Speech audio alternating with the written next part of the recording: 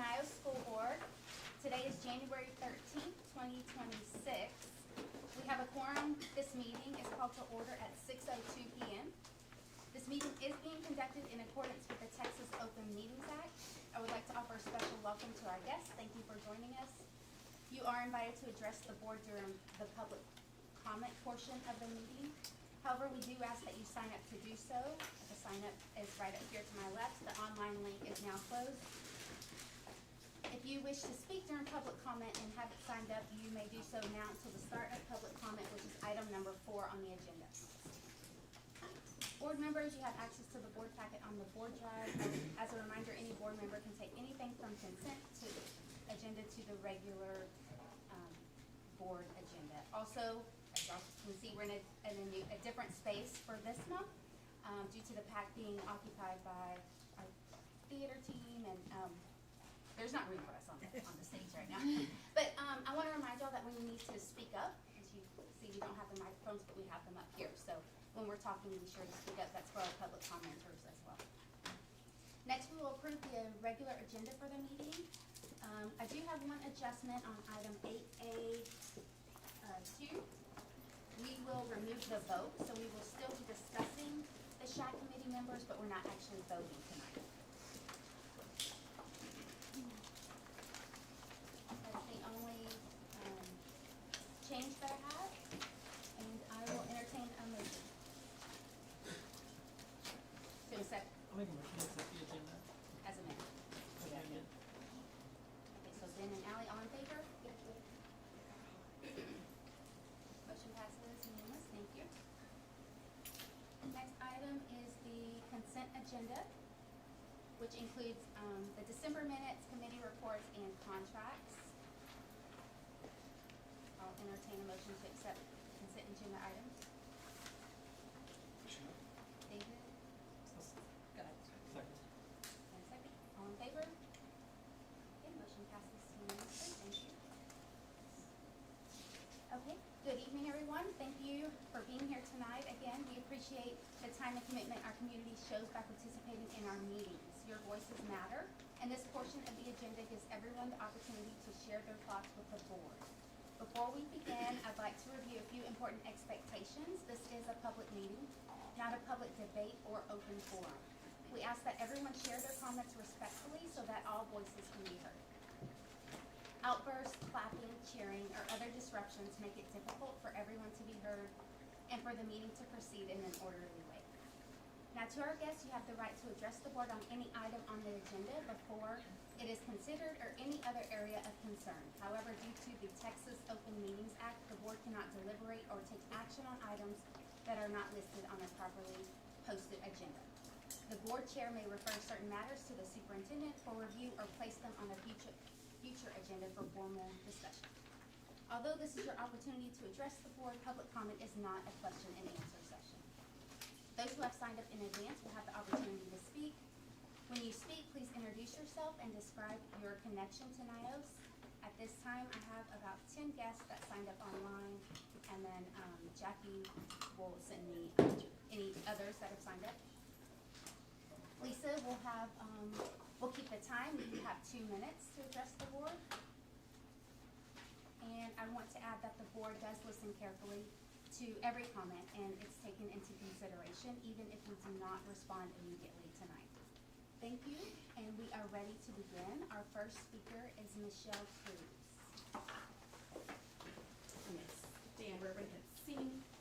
I'm Michelle Cruz. I have children here in middle school and elementary. Pop quiz. How many NYOS abbreviations can you catch?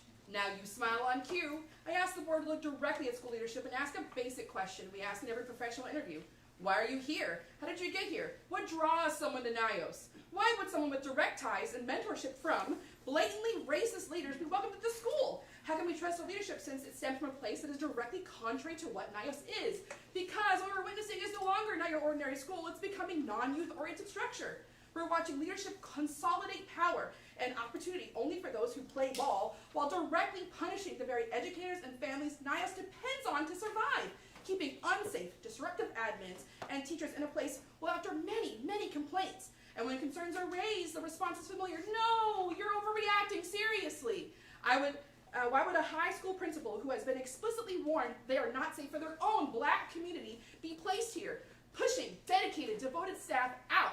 Not all skin folk are kid folk. These are not abstract concerns. The impact is measurable. Now, yield or step aside. Staff are leaving. Enrollment is declining. The money is gone. People are looking for education elsewhere. The mini grades, there is zero wait list. The pattern is clear. Dr. Rose's leadership is racist in practice, racist in impact. For these reasons, I'm calling on the board to initiate a removal of Superintendent Dr. Rose's and anyone hired by her. The leadership is toxic waste, polluting our beautiful garden. If we don't scrape it out now, soon there'll be nothing left worth saving. At that point, we should stop pretending and rename this place. Needs your obedience sadly, nullifies your original spark. Not your safe space, not yours, only superintendents. Woo! Next, we have Patty Kent. Patty Kent. No? Oh. Hi, sorry, let me,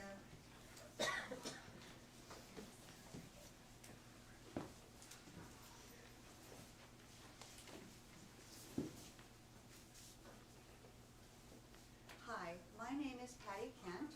I am a mother of two students, one who is no longer here, having left in 2021, and another student who is a senior this year. He's been here for 7 school terms. I am also an employee here at NYOS.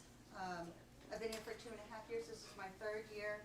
I work in the SPED department. I am an education assistant in secondary school, and I specialize in science and mathematics. So I'm reading this letter from our recently vacated school counselor in secondary, Jory Dittmar. And I'm sorry if I'm really emotional about this, because I love Jory, and I love everything that she did for our kids. And so here, good evening, my name is Jory Dittmar, and I served at NYOS Charter School as the high school counselor beginning in August 2024 through December of 2025.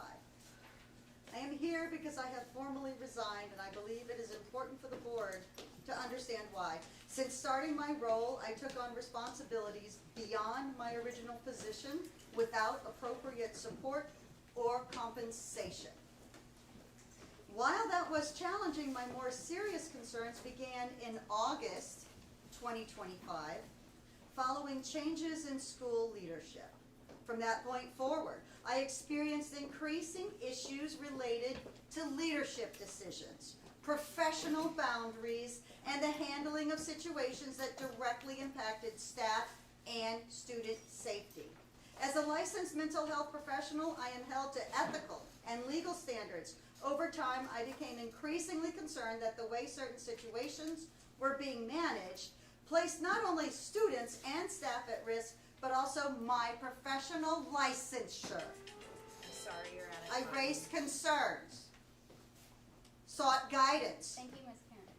I was often not responded to or instructed how to take action, and this left me in an untenable position. Thank you. That's your time. This letter should be read for everyone to hear. Every single one of you board members needs to hear what an employee's stress position was put under before she was forced to resign. Lisa Soster, you're next.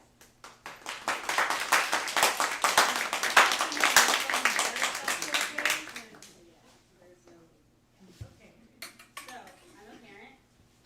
I'm here today with a few requests.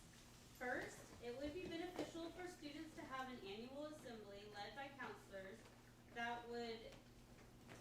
about what is inappropriate behavior from students or faculty and what it looks like and how to report it. Staff should have a yearly meeting as well. It's vital for everyone to know their rights and responsibilities. Along those same lines, we need to refine our anonymous reporting system.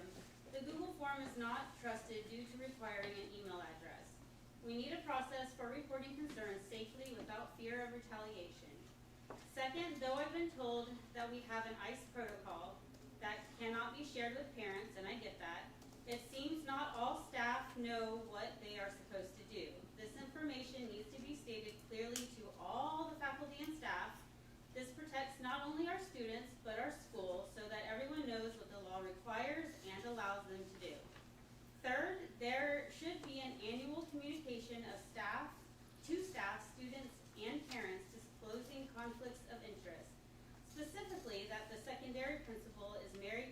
secondary teacher, and because of this, his supervisor is whoever it is. Transparency is not an accusation, it is a safeguard. Finally, I'm asking that we return to holding ourselves to the high standards this district once upheld, not just what applies to us as a charter. Our community deserves more than the bare minimum. Thank you.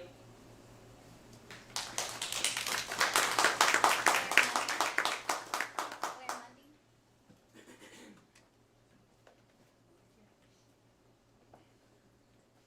I'm Blair Mundy. I've been a parent here at NYOS for 13 years. Later in this meeting, I was speaking to the board in private about a grievance I filed months ago.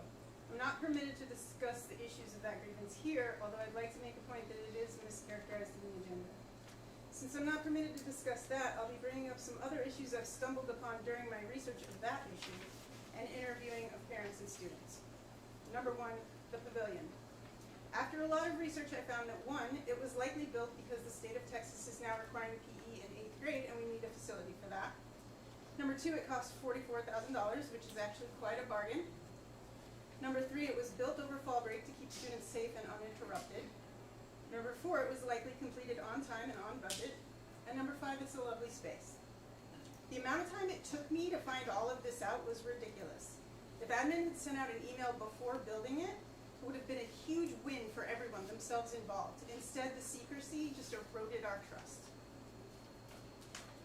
I also stumbled upon the assertion that Dr. Rosas and at least attempted to assess whether a student on the wait list for admission had an IEP, 504, or other special ed needs before offering that student a spot. We're in a public school run by lottery. We're not a magnet school or a private school, and this is illegal and highly questionable behavior from a leader. Lastly, parents, if you have a secondary student, please talk to them about the former Director of Operations, Kurt Merrick. There were multiple complaints of inappropriate interactions with students, especially girls. CPS came to campus multiple times. He then quietly retired, which ended said investigation. No communication was sent to parents or students, and no counseling was provided for students affected. Please let your kids know that their instincts were not wrong or overblown. Things that were said to them that they don't know were inappropriate actually were, and that if they avoided participating in any classes or clubs because of him, that they can now reconsider joining again. Please make sure that despite the lack of investigation and outcome, their experience matters, and they can talk to you or a trusted adult. These girls deserve better, and they deserve the truth.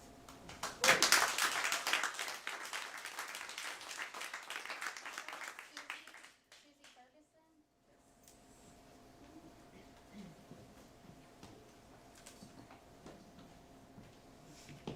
I'm just gonna read from here instead of,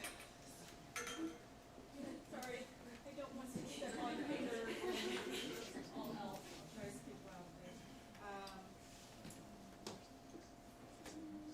Good morning, board. I'd like to address my ongoing concern with insufficient staffing to support students with disabilities.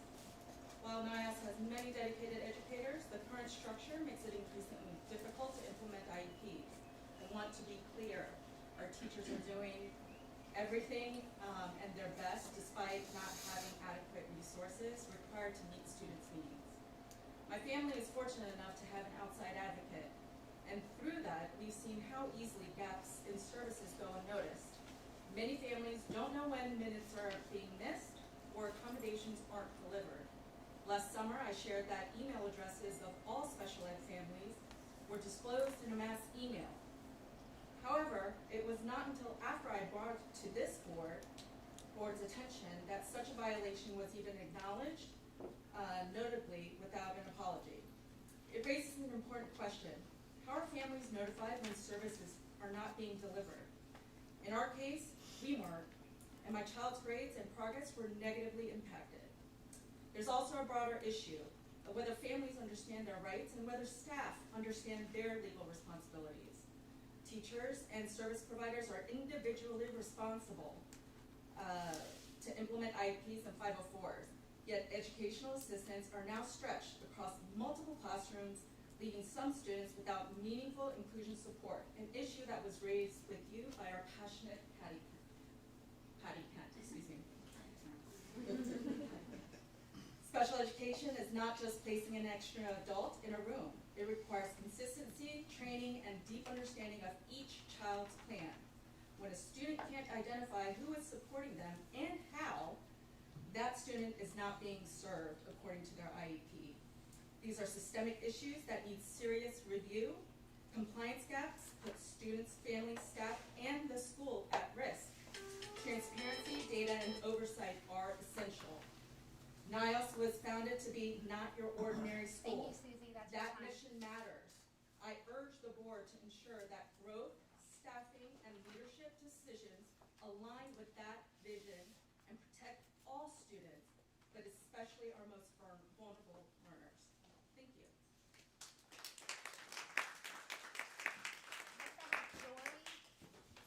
Joy Dittmer. Jory was unable to be here today, Oh, that's that's why what you I was spoke to. reading her letter. Okay, I have Utah Zimmerman.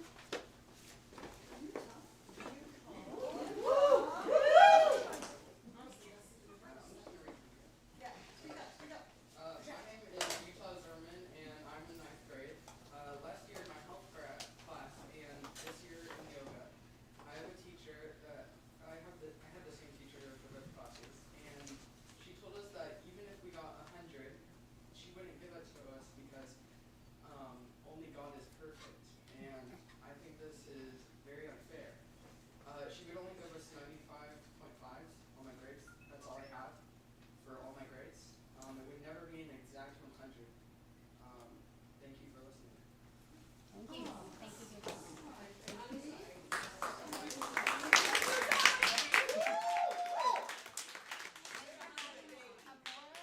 Amora Shaw.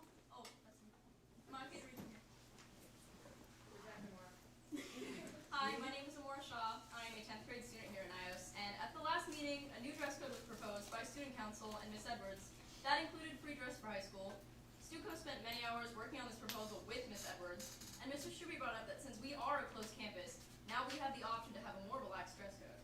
Ms. Gamble, in response to this, said, I get what you're saying, and that they feel safe, but as teachers who don't know what they look like, I don't think we'd feel safe. Having them around the elementary kids is not a good idea. This statement is honestly insulting, saying that we as high schoolers are a threat to the elementary kids because we look like adults is wild. That is not an okay statement. First of all, we already aren't allowed to set foot on elementary campus, so I'm not sure what the concern with the elementary kids is. We are on a closed campus. Many of us already feel like prisoners in a place we should feel safe. We don't need a prison uniform as well. How is us looking like adults a problem? And how does that make me unsafe? The elementary kids are not scared of us. They look up to us and we adore them. So I have a question for the board. What about my appearance makes you feel unsafe? And why should we be punished for what we look like? My recommendation is to listen to the students and parents and secondary staff. Why should the elementary teachers have a say in what we as high schoolers wear when we don't interact with them? Thank you. Next, I have Katie Lee. I'm also going to read from up here. Hello, my name is Katie Lee. I'm the mother of a NYOS student. Recently, there was a NYOS employee, one of the highest paid people on campus, that was accused of inappropriate behavior with both female students and staff. This behavior was reported many times by different people over several months, yet he remained on campus. Soon enough, stories of the grooming and the flirting and other harmful behaviors spread like wildfire through secondary. Parents questioned whether their female students were safe at school, myself included, and students wondered why the administration did nothing to protect them. This carried on with no action for 6 months. In November, Dr. Rosas was asked by a student, my daughter, in a public forum why this man was still employed at NYOS and what it would take to have him properly investigated. Do you know what she said? Dr. Rosas replied, and I quote, "It was at her discretion." I'm not a lawyer, but I do know that superintendents are mandatory reporters and that any evidence of an educator failing to maintain appropriate boundaries must be reported to TEA and the State Board of Educators certification within 48 hours of receiving the information. I also know that failing to report misconduct is a state felony. Why would the administration protect someone who was so clearly causing harm to both staff and students? Now, this man is no longer employed at NYOS, but let me be clear, he was never fired. He was not escorted off campus like a criminal like Miss McGee. He was not told to leave immediately when he turned in his 2 weeks notice like James Douglas.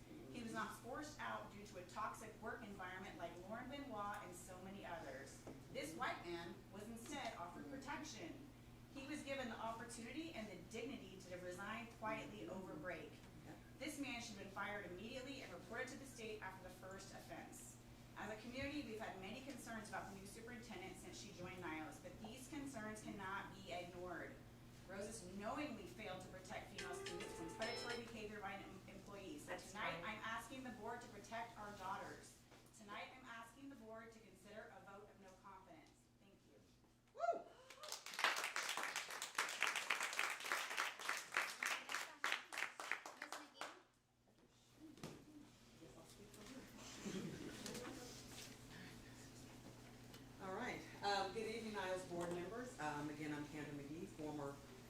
School Assistant Principal. I'm here tonight to discuss the internal investigation into my termination, which includes several inaccuracies or misaligned statements. I do want to resolve this matter, so I'm asking the board to look at what happened in its totality, not only the decision itself, but the real-life impact. I lost my income, all of my insurance, my professional reputation has been damaged in ways that have affected future opportunities, and I've lost peace of mind. The investigation also raises serious process concerns. First, it relies heavily on statements from the same leaders involved in the decision to end my employment while minimizing or dismissing concerns that I raised in real time. It repeats claims that key leaders were unaware of my concerns, even though I raised them directly with HR. It also reflects inconsistent accounts with what occurred during my termination, including who approached my car, what was said, and how many times. To date, my open records requests for documents and video germane to my employment and termination have been denied, impeding transparency and the ability to confirm accuracy. To be clear, I did not lose my job for misconduct. I did not violate policy. I was not accused of inappropriate behavior, nor have I misrepresented my credentials. I lost my job over a scheduling issue which the previous administration and HR at the time acknowledged and helped me balance, unlike this administration who just ignored it. There are also concerns of confidentiality concerns. Exhibit 10 of the investigation contains unredacted personal information about former employees, including a do not hire list, employee numbers, and other identifiers provided to me, a former employee. This further supports my broader concern about how employee records and sensitive information are handled. Then there is a training issue. Sensitivity, training, and equity are not the same.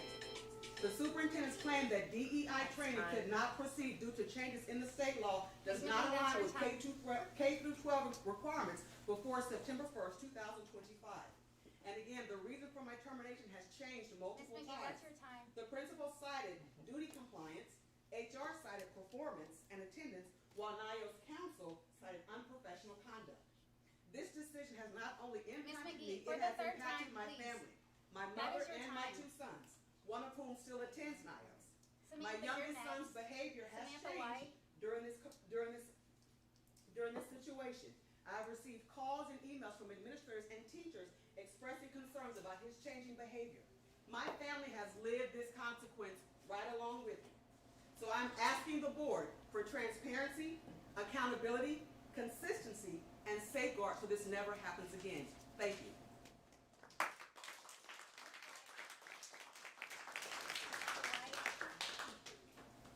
I'm just going to speak from up here. This is not something I'm going to navigate. No way. I still have to go to work tomorrow. My name is Samantha White. I teach high school geometry here at NYOS. You heard one of my students speak. You did a great job. I'm proud of you, Maura. Many of our students who care about dress code tonight, actually only one of them, I wrote this before, I didn't, whatever, who cares, okay? Our meeting agenda isn't very clear about whether or not y'all are going to talk about dress code today. Also, it's not that big of a deal in the grand scheme of everything that just got discussed. But who cares, okay? Here's the deal. I cannot express to you how little our secondary staff care about dress code, okay? The list of things that we care more about could fill a novel the size of Dune, okay? That audiobook's 21 hours long, okay? Having worked in educational environments that have uniforms, there is no meaningful difference between teaching uniformed and non-uniformed secondary age students in 2026. Okay, the difficulty remains the same. A representative at a previous board meeting stated that the issue of non-uniformed high schoolers in the elementary school spaces was only safety. She claimed that elementary teachers couldn't tell the difference between students who hit puberty early and hard and the adults who wander in off the mark. But that is a ridiculous idea. With all the respect in the world, if you cannot tell the difference between a child and an adult, that is not a problem that can be fixed by a uniform. We have at least 2 layers of gates and human protection in Miss Sanderson and Miss Thompson, okay? We have systems for hall passes, for nurse passes, we use them, okay? We should, that is good enough for every school in this state. We should strive to be unordinary in most aspects, but we are not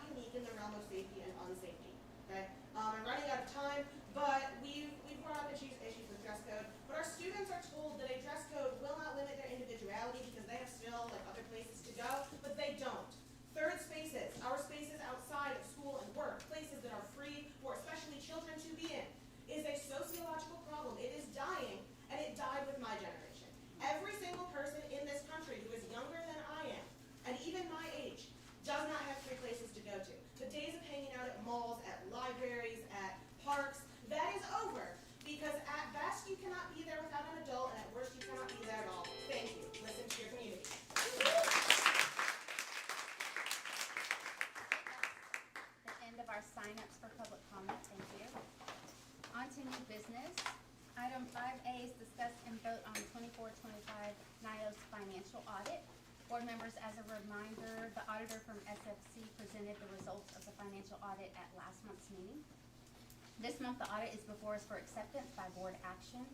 The audit was also reviewed by our Financial Operations Committee last week. You'll also note that the school's management response and proposed timelines are included at the end of the report, and I'll ask FOC to monitor follow-up on the planned actions.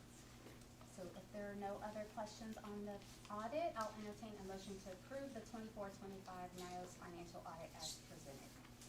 I'll make a motion. Okay, thank you. I'll second. Second is on, all in favor? Okay, motion passes unanimously, thank you.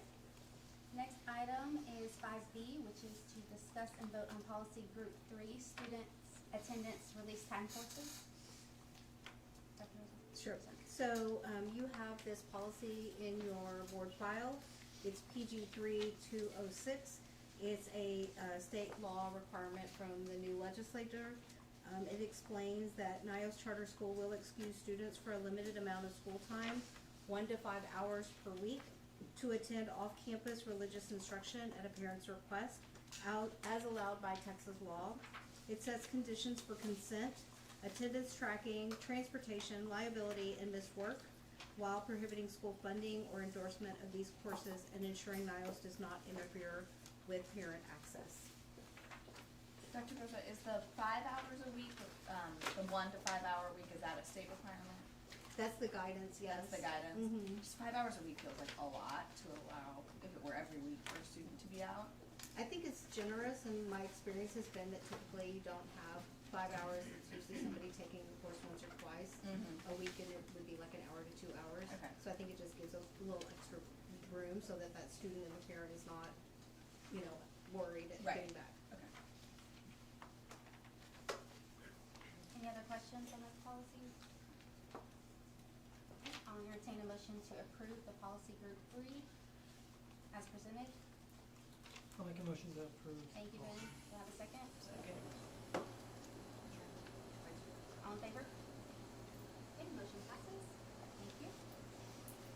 Next item is board advocacy. So, oh, is that you? Yes, it's gonna be me. I wanted to take, just a few minutes to recognize that, this is the month of our, board appreciation. January is a time that we appreciate our school board. And I want to take, just a few minutes to share that, as you know, that the charter school board members play a vital role in ensuring that our school stays true to its mission. It upholds strong governance, that's the focus of the board, and makes decisions that put students first. Their leadership, service, and dedication help sustain a thriving NYOS community where students and educators can grow and succeed. During this School Board Appreciation Month, we proudly celebrate and thank our board members for their commitment, time, and unwavering support of NYOS. Nina Lahr is our board chair, parent representative, and she attends all of our committee meetings and spends tireless hours preparing for meetings and doing things behind the scenes to make sure we're in good shape. Benjamin Williams is our vice chair, parent representative. He's leads and is involved in the committee's nominations, governance, and fundraising. Sarah Gamble, our board secretary, staff representative, is on our governance and academic oversight committee. Lisa Candido, parliamentarian, parent representative, is on our fundraising and nominations committee. Jessica Vaughn is a board member, parent representative, and leads our academic oversight and attends our compensation. Hassan Altavadia is our board member, community representative, and he's on financial oversight, compensation, and governance. Alioni, board member, community representative, is in compensation and governance. Sharon Scoglin, board member, committees, academic oversight and financial oversight. David Ward, board member, staff representative, nominations and fundraising. Richard Rice, board member, staff representative, committees, academic oversight and financial oversight. Mark Struby, board member, staff representative, committees, academic oversight and financial oversight. Student board members, Tammy Nguyen, 12th grade representative, and Camp Box, 11th grade representative. This is one of the many ways that we're not your ordinary, having a representational board, so that we have people from every aspect of our school, and we just want to take a minute to appreciate you all. Thank you, board members, for all the work that you do.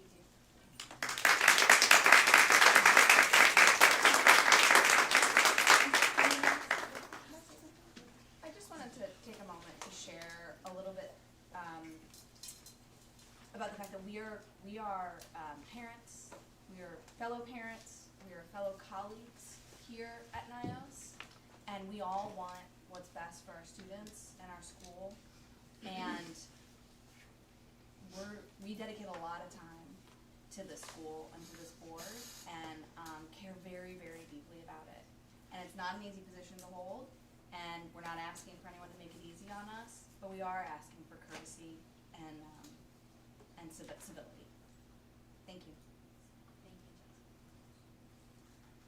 Next item is our board advocacy, and over the break, so you'll see some pictures. I attended the TPCSA event at the state capitol recognizing 30 years of public charter schools in Texas.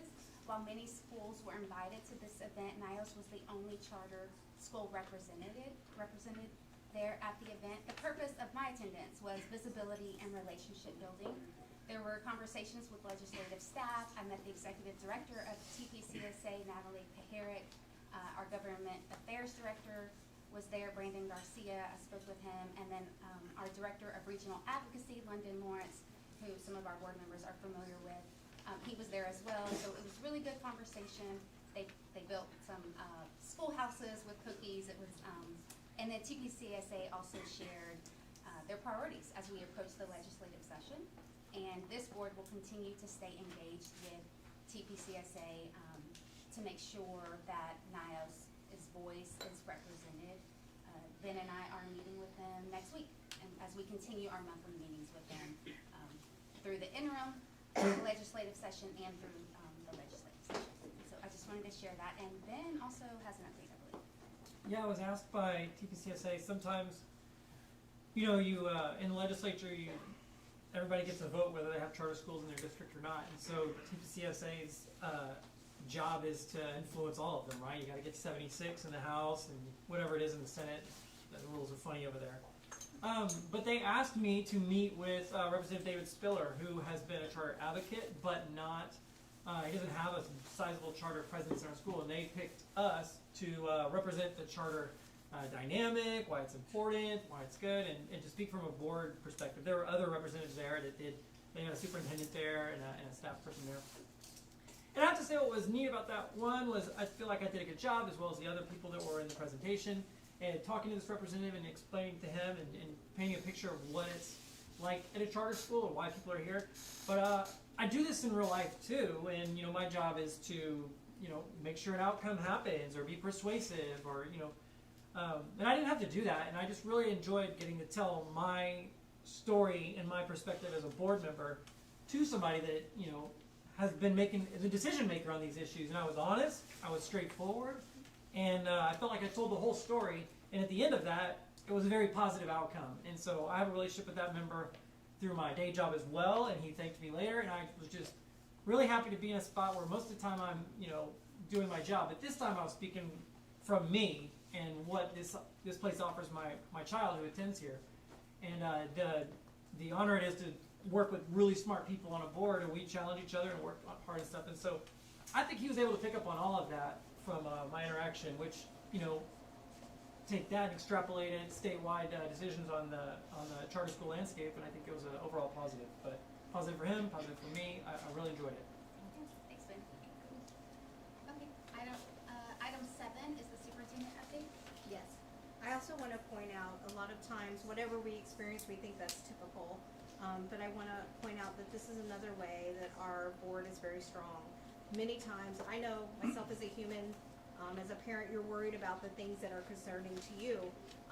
But I really appreciate the work of Ben and Nina in working in advocacy, because that's well outside of NYOS, and that's advocating for all charters and standing as an example of being engaged and helping legislators and other people making really smart decisions about charter schools across the city, across the state. And that's something that you don't see in other board members in other systems. And so I want to point out that that is rare, and that is special that we get asked over and over again to be that representation. So again, I appreciate what you're doing. So, superintendent's update. I like to always start with some celebrations of our students and our culture. We're so proud to celebrate all of our outstanding Jaguars who participated in December's elementary spelling bee. A special thank you to Ms. Estes, who served as our MCB with grace and enthusiasm. Her leadership helped make the event truly memorable. Please join us in congratulating our 2025 team champion, Evan Doyle, 4th grade. We're incredibly proud of his achievement as he moves on to the regional qualifying round. We are thrilled to recognize Ms. Martinez, 2nd grade class, this week's Jiggy winners. This class has created such a great classroom culture through their kindness, respect, and teamwork. Students consistently support one another and show thoughtfulness in their words and actions, helping to make their classroom a welcoming place for everyone. There are a few pictures here from the Apex Kickoff Rally, which is a fundraiser, and also today celebrating 100 days of school. Students and staff in elementary dressed like they were 100. All right, looking through the lens of secondary, we want to congratulate the NYOS middle school football team against the Austin Royals. They won the Victory Bowl championship, 52-51. Congratulations to the NYOS. Congratulations to the NYOS middle school basketball team. They are currently 2-0.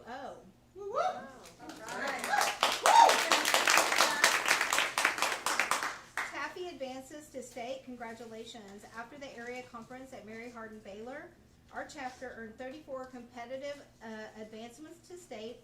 And what makes this moment even more meaningful is that every single 2025-2026 NYOS Taffy member advanced in one or more events. Way to go. All right.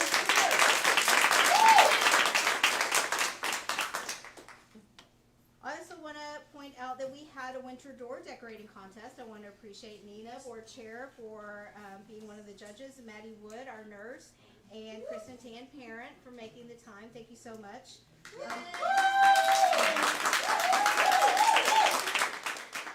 Winners, Miss Bridges, 1st place, Mr. Butler, 2nd place, Miss Lathrop, 3rd place, Miss Devia, 4th place, I hope I didn't mispronounce the name, Mr. Dillard, 5th place.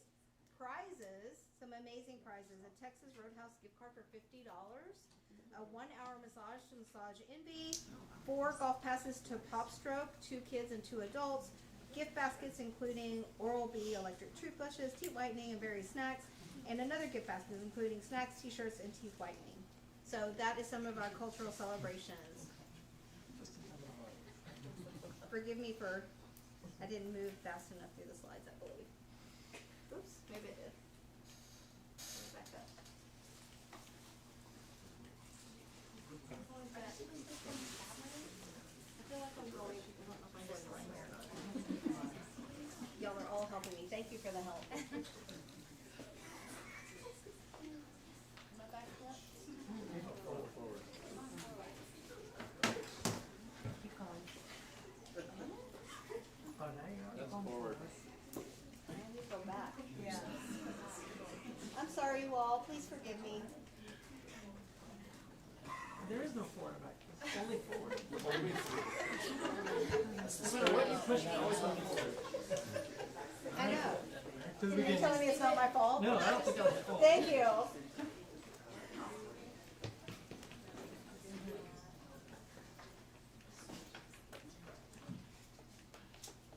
Thank you, Ben, for making me feel okay about it. All right, so I wanted to point out some upcoming events that are happening. You can see that the Apex Obstacle Course is happening Thursday, January 15th. On Martin Luther King Jr.'s the holiday, we have no school on January the 19th. We have a virtual 4th grade outdoor school parent info session on January the 27th, so parents can get information on that. Our 11th annual literacy night and vocabulary parade will be on January the 28th for elementary. NYOS, our drama, present Hadestown Teen Edition. I know that's their competition production. We're excited for that, so please get your tickets. The Hamilton Sing-Along watch party is February 20th, and the golf tournament is coming up. Last year was our first ever golf tournament. We have April 2nd slotted as our potential date. Last year we were able to raise significant funds for the NYOS Fund. And just as a quick reminder, though, all of those funds that are gathered are focused this year on helping teachers with their certification test, helping with technology, and also helping us with science materials that we'll need for next year for robotics and our labs. So Those funds are needed. If you know anyone that plays golf or that would like to sponsor, please connect with myself or with Blanca as we continue to develop our golf tournament for this year. We're very excited. All right, over on the table where Jackie is, I have flyers for the Family Leadership Council. I shared information about the Family Leadership Council before. We're very excited. It's a representative group. Many times, this is my second year at NYOS. I would hear about when NYOS was very small, and so trying to recreate that opportunity for people to get together and talk and give feedback. I wanted to form this Family Leadership Council. I wanted to be representative of NYOS, so that means pre-K all the way to 12th grade. Parents, family members. It will be an opportunity for us to workshop issues, things that I have, that I know that we need to work on, things that you're seeing in the community that you wanted to discuss, and we'll work in collaborative problem solving. And so this is the QR code for you to submit an application. I don't have a date by which we're gonna make a decision. I would like to make a decision, but I also wanna give people an opportunity to apply. So we'll put this out on social media, in NYOS News and all those kind of things to make sure that people have ample opportunity to apply. And then as soon as we select members, we will announce it at the board meeting. And Dr. Rose, can you be clear on who will be reviewing the application? For sure. So myself, I will include board members, and I also will include both elementary and secondary administration. I want to make sure that sometimes people are quietly going about doing great work, parents, and we want to make sure we engage all kinds of people and we get a big variety of parents. And so I will be engaging all those people that I mentioned to help select members to make sure we get a diverse and balanced group of parents. For sure. Okay, next slide. Compare. I asked Matthew to give us an update on staffing tonight, so you don't just have to hear my voice all the time. Yeah, so staffing updates. So we do have attendance. We did have a slight increase from 96.66 from last month to 96.79. Elementary sub fill rate is down from 74.64 to 74.51. But our secondary did increase from 89.22 to 96.67. And this is for the week of December 19th that's being reported. So it's right before the break. District retention did go down from 90.69% to 88.89%, and our teacher retention did decrease from 97.22 to 96.60. And we have 7 vacancies as of that day. Thank you. So next we're going to talk about dual credit conversion. I don't see Ms. Pierce here, but I see Mr. Elder and Mr. Nguyen. Are either one of you guys going to talk about dual credit conversion, or do you want me to speak to it? I can happily talk about this. Yeah. So what we're doing is we are, changing, so if a student takes a dual credit class, historically we have designated a 95 as their grade if they get an A, which currently translates to a 5.5 on the weighted GPA. What we've done is we've increased this. We proposed increasing an A to a 96% so that the grade point weighted average is now 5.6. And you can see how that's reflected for B's and C's as well. We did this, we decided to propose this because we feel like if a student is taking a dual credit class, they should, because they are doing college level work, receive more credit than they have been given in the past. And doesn't this also match the standard in the area? Yes, ma'am. It does. Any questions about the shift? That's great. All right. Thank you. I have a question. Is there a reason why it's not being? This is a board used meeting. today? I mean, this year? This is a board meeting. I'll come to you and talk to you about it. Okay. Okay? All right. So next, we're going to have a strategic plan update. Pathway 1, Blanca Martinez is going to give us a brief update, and then we're going to skip 2 because it's a little bit longer, and then do 3 and 4, and then we'll come back to 2. Is Blanca still here? Oh, hello. Sorry. Hi. I'm Blanca Martinez. I'm the Community Outreach Specialist for NYOS. I'm going to go over our secondary principal, Rory Edwards, is not able to be here, so I'm gonna go over this for her. NYOS, Not Your Ordinary School, it's gonna be, the program that she asked me to talk to you about is Not Your Ordinary Service Day, so NYOSD. It involves building civic responsibility and community connections at NYOS. We believe learning extends beyond the classroom, and as part of our commitment to developing engaged, responsible citizens, we're excited to launch NYOSD, Not Your Ordinary Service Day. It's a school-wide service learning experience designed to bring students together in meaningful ways to give back to our community. So what is NYOSD? It's a shared day of service for elementary and secondary students, creating opportunities for students to learn the value of service, leadership, and community responsibility through hands-on experiences.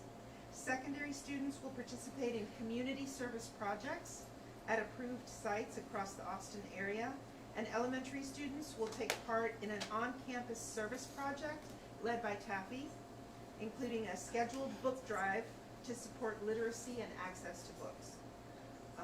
Why the service learning matters is because it builds empathy and civic awareness, develop leadership and communication skills, apply classroom learning to real-world experiences, and understanding the role in strengthening their community. These experiences support both academic growth and character development, which are key components of the NYOS mission.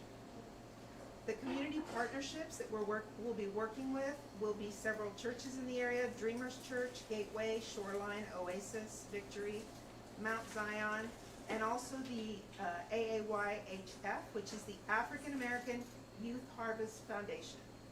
These partnerships allow students to engage with trusted organizations that are making a positive impact in the community, and the committee will continue to build and sustain partnerships for NYOSD. Looking ahead, a NYOS approach to service. NYOS ISD is the beginning of a larger vision for service learning at NYOS. In the future, families can expect service opportunities that are tailored by grade level, a reflection component to help students connect service to learning, recognition of student services and their impact, tracking of service hours and outcomes to celebrate student contributions, ongoing partnerships with local nonprofits, schools, and environmental organizations. And our shared commitment is student access at NYOS is a collaborative effort between school, family, and community. NYOS reflects our belief that when students serve others, they grow not only academically, but as compassionate, engaged citizens. Thank you, Ms. Martinez. So next we're gonna skip over to Pathway 3, which is staff experience, and Matthew May is gonna speak about that. Yeah. So some of you know we did a lot of work with a company called EdFuel. This would have been a couple of years ago, to build kind of a hiring profile and help kind of put together all of our recruiting efforts. And so we're now happy to say that that has been implemented this school year. So it's being currently analyzed. So as we're going through the process, we're getting feedback from the principals and other hiring managers, and we're able to shift and make changes as needed. Staff systems have been revised and assigned to specific roles and piloted, and the execution is being tracked. We also have structures that support ongoing and differentiated professional development, so we can ensure 100% of our instructional staff can implement the NYOS model of instruction. And then individual and group professional development has been implemented in alignment with T-tests. And we have strengths and areas of development within our salary and benefit structures are being identified, and improvements are being made through our compensation committee. Thank you. I'm going to speak briefly about Pathway 4, which is campus supports, and as you can see on the slide, we're looking at the 5-year facilities plan, 5-year financial plan, budget transparency and accountability, and growing revenue sources. Our 5-year financial plan, through the audit, we received feedback about where we are, and then you're going to hear more at the FOC report that we are on track We have our eyes focused on our debt service ratio, and we're on track to meet and exceed just like we did last year. And additionally, this year, we're focused on days cash on hand, and we're also in a good place there, which ties directly to growing revenue sources. Last year, I did a financial presentation called Fiscal Fitness. It talked about how charter funding is inequitable. We don't receive the same amount of funding as traditional public ISDs, and we have to make up the shortfall in our fundraising. Every single charter is involved in that. And so we've been trying to build our fundraising and making sure that our fundraising goes where it's needed in the classrooms and based upon the things that our teachers and our support staff indicate are needed. And so for that reason, at a district level, our PTA already does a phenomenal job, and teachers apply for grants, but we have to go beyond that. And so many of you attended our bingo night in the fall, which was the beginning of 2 big fundraisers each year for the NYOS Fund. One is the bingo in the fall, and then the golf in the spring. Additionally, there are other fundraisers that come up that are smaller. And so when you see those, I know we all have really busy schedules, but I would strongly encourage you to attend those because they're not going to anything but the classroom. Everything that's taken into the NYOS Fund is used in that way to support our campuses. And then for the facilities plan, I had the opportunity to speak at the PTA meeting, I think it was last week or week after, they all kind of run together after a while. And I shared that when we came back from the holiday, right before the holiday, we worked with Bloomwell and they brought over an architect. We talked and reviewed again what our needs are for next year and the year after.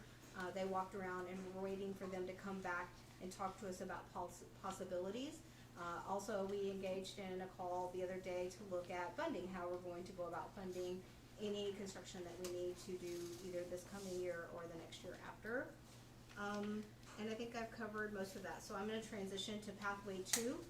Dr. Simmons is going to speak about Pathway 2, which is student achievement and progress, and we have a slide that supports that. Okay, so Dr. Pesta is actually the committee lead on this, and she cannot be here, so she asked me to read this, so please bear with me. Good evening, trustees. Tonight I'm excited to share the work that has been underway to develop the NYOS graduate profile, a shared vision for the skills, dispositions, and competencies we want every NYOS student to graduate with beyond academic content alone. Last school year, a cross-campus committee met multiple times after school to engage in thoughtful, research-based discussions about what it truly means to be a NYOS graduate. This group examined national graduate profile models, reflected on our own instructional practices, and grounded their work firmly in the NYOS mission and core values. From the beginning, this effort was anchored in our mission to educate the whole student and supported by our core values of excellence, service, integrity, perseverance, respect, accountability, and commitment to the whole person. To ensure this profile reflected our community, we intentionally sought feedback from multiple stakeholder groups. Students in grades 4 through 12 completed a survey during the school day, while staff and families were also invited to participate. In total, we received over 700 responses. Several clear patterns emerged across stakeholder groups. Communication, critical thinking, and problem solving consistently ranked among the highest priorities. Integrity and perseverance aligned strongly with staff and family input and mirrored our core values. Adaptability and self-awareness emerge as key indicators of student readiness beyond graduation. In subsequent meetings, the committee engaged in deeper synthesis work, discussing whether certain competencies should be paired, reviewing how our thinking had evolved in research, and refining language to ensure clarity and coherence. From that work, a draft graduate profile was developed, and that reflects both stakeholder input and professional judgment while remaining deeply aligned to NYOS values. Okay. One more page. I'm sorry. Since the initial work concluded, the team has continued meeting to determine next steps. The proposed NYOS graduate profile was formally presented to the superintendent and has been accepted to move forward. We are currently partnering with secondary, Ms. McCoy's class, where students are creating visual mock-ups of the graduate profile as part of an authentic marking proposal project. This not only supports future implementation, but also provides students with an opportunity to demonstrate many of the competencies outlined in the graduate profile itself. In parallel, we have begun a pre-K through 12 audit of programs and instructional practices to determine where and how these competencies are currently being taught and reinforced. This work allows us to ensure that the characteristics we define as those of a NYOS graduate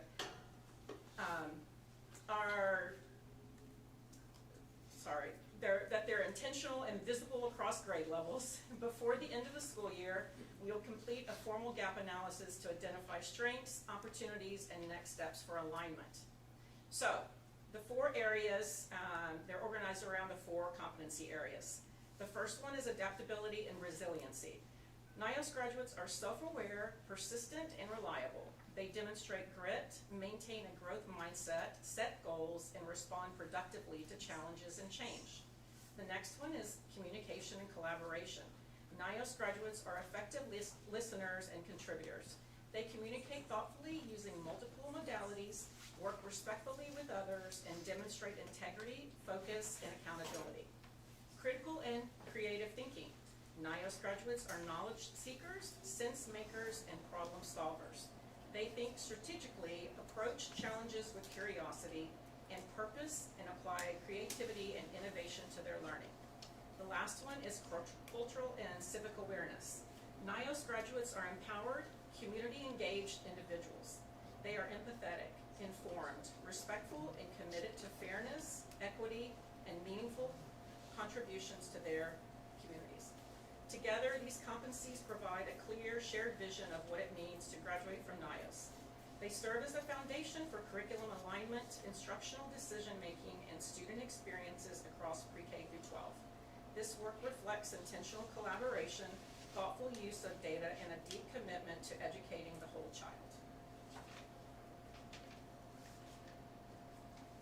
Thank you. I want a couple, earlier it was mentioned that Ms. Edwards couldn't be here, and then just now that Dr. Pesta couldn't be here, and that's because they're attending the High Reliability Schools Conference. I was able to go today and then go from San Antonio back here to Austin.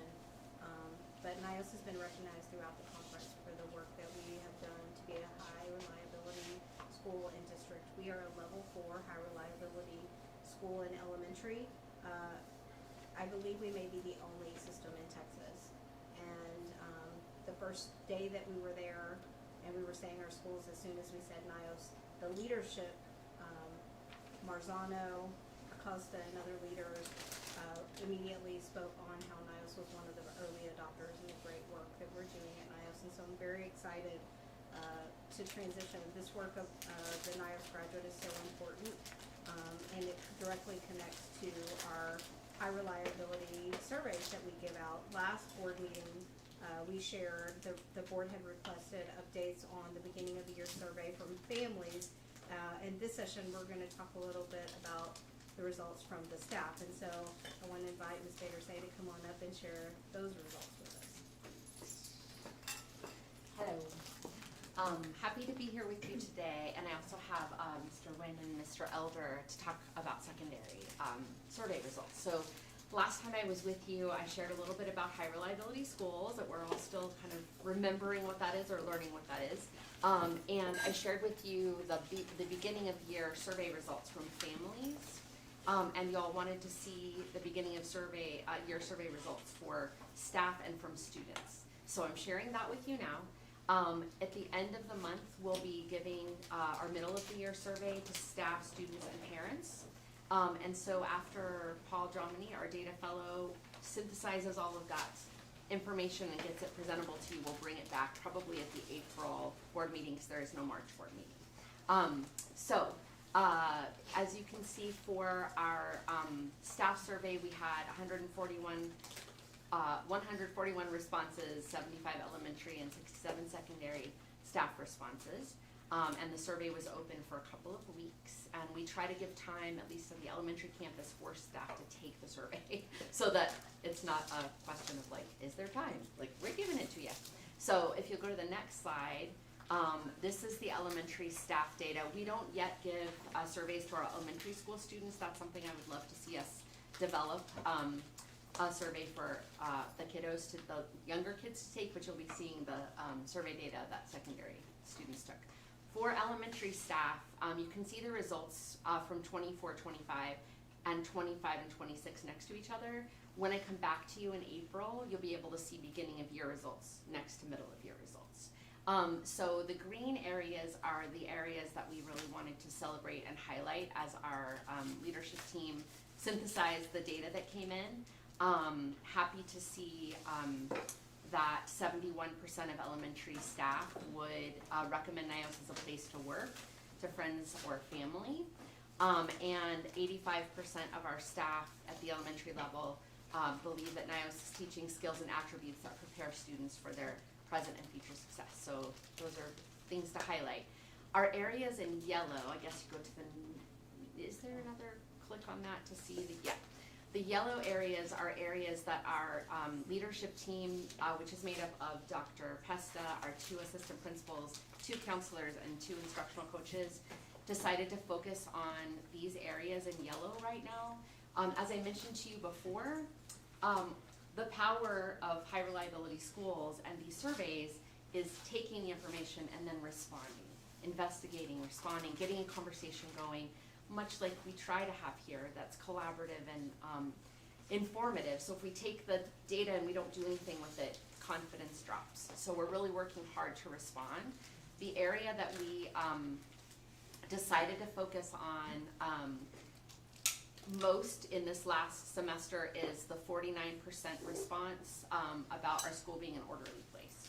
So we had to go back to our staff and be like, Kate, tell us what you meant when you said that we're not an orderly place. So teams went back and made a list of everything they meant when they said they didn't feel like we were orderly. We came back together as a whole group. We put up all the responses. We had little stickies, and people were able to put, you know, sticky dots on the things that felt most important to them about what is not orderly. And we're steadily working to respond to those areas. Either to say, hey, we do think it's orderly, and here's what you might be missing, or we can order this thing that feels disorderly to you. So that's where we're focused right now, and we'll see how that data goes up or down or stays the same at our middle of year survey. So Scott and Andrew will let you all talk to secondary staff and student data.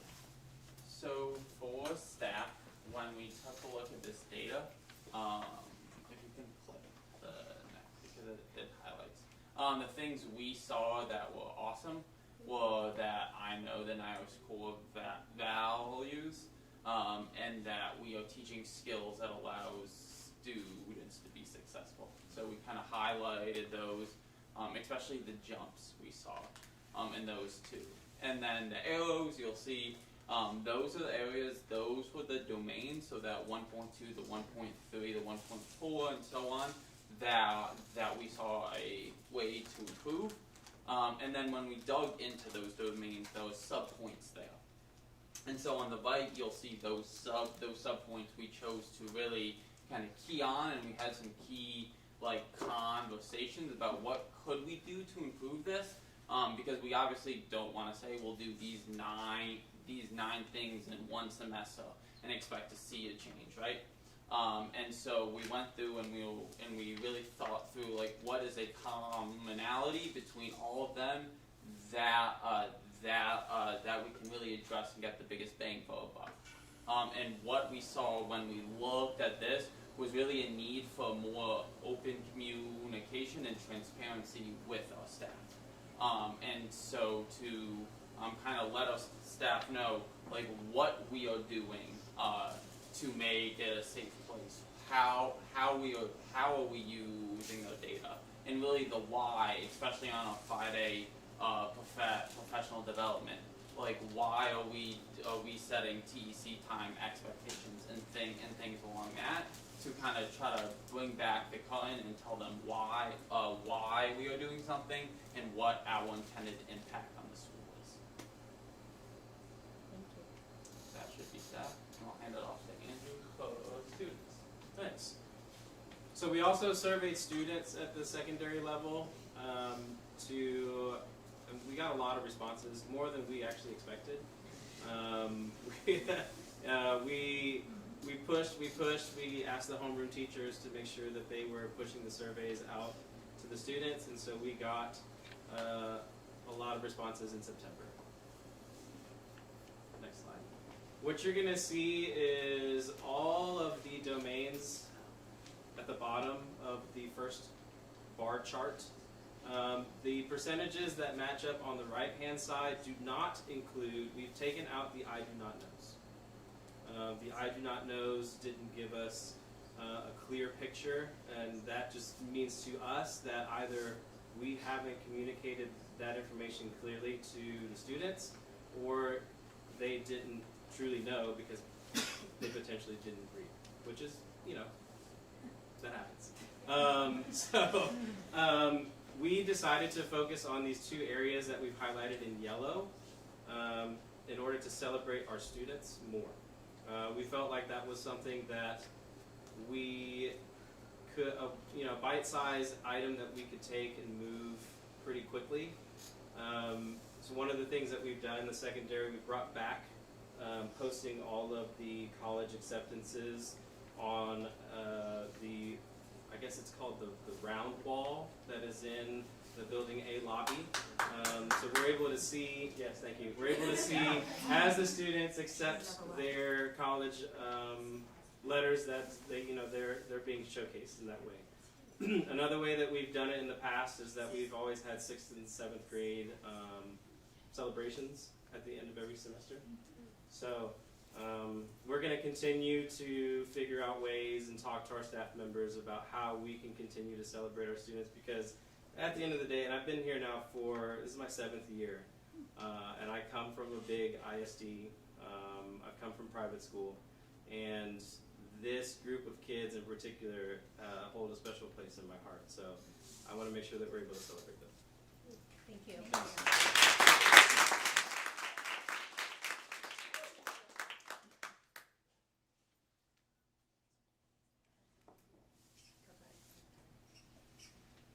Okay, we're moving on to item 8, committee business.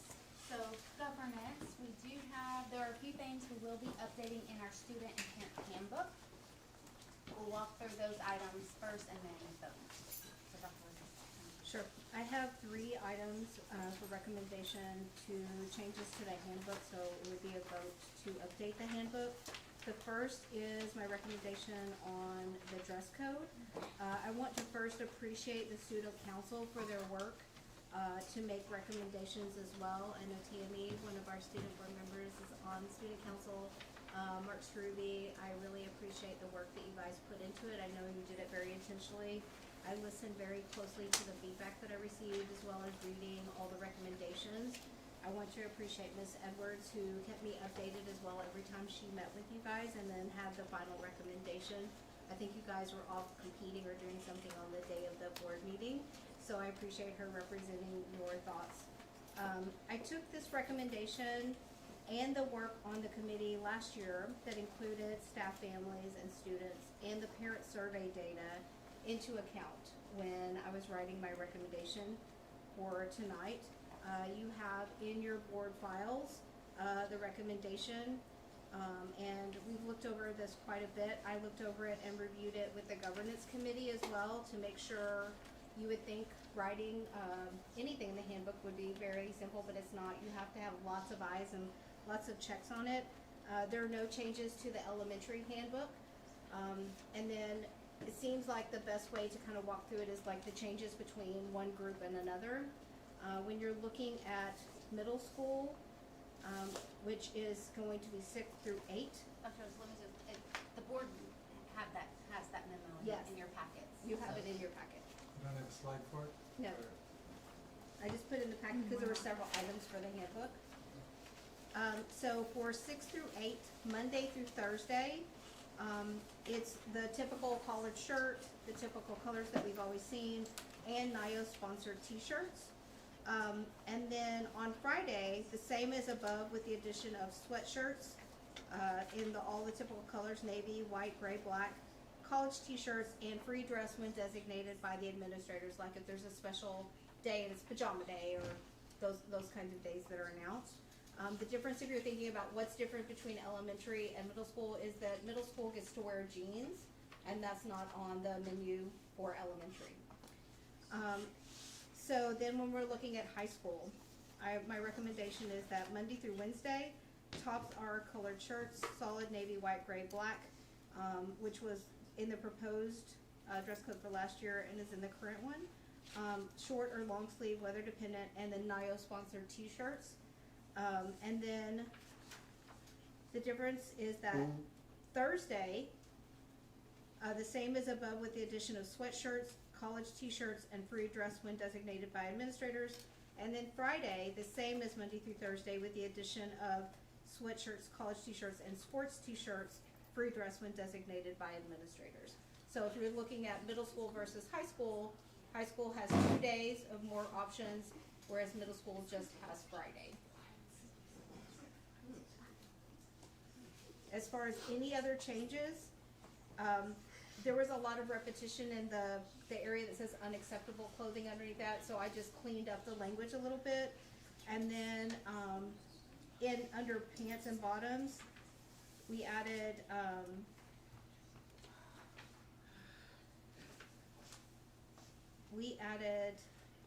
jumpers and dresses that were not included at all, and that we matched the guidance from athletics, which was that all short skirts should be mid-thigh or longer, as opposed to measuring 2 inches, which is much more abstract. Any questions from the board on dress code?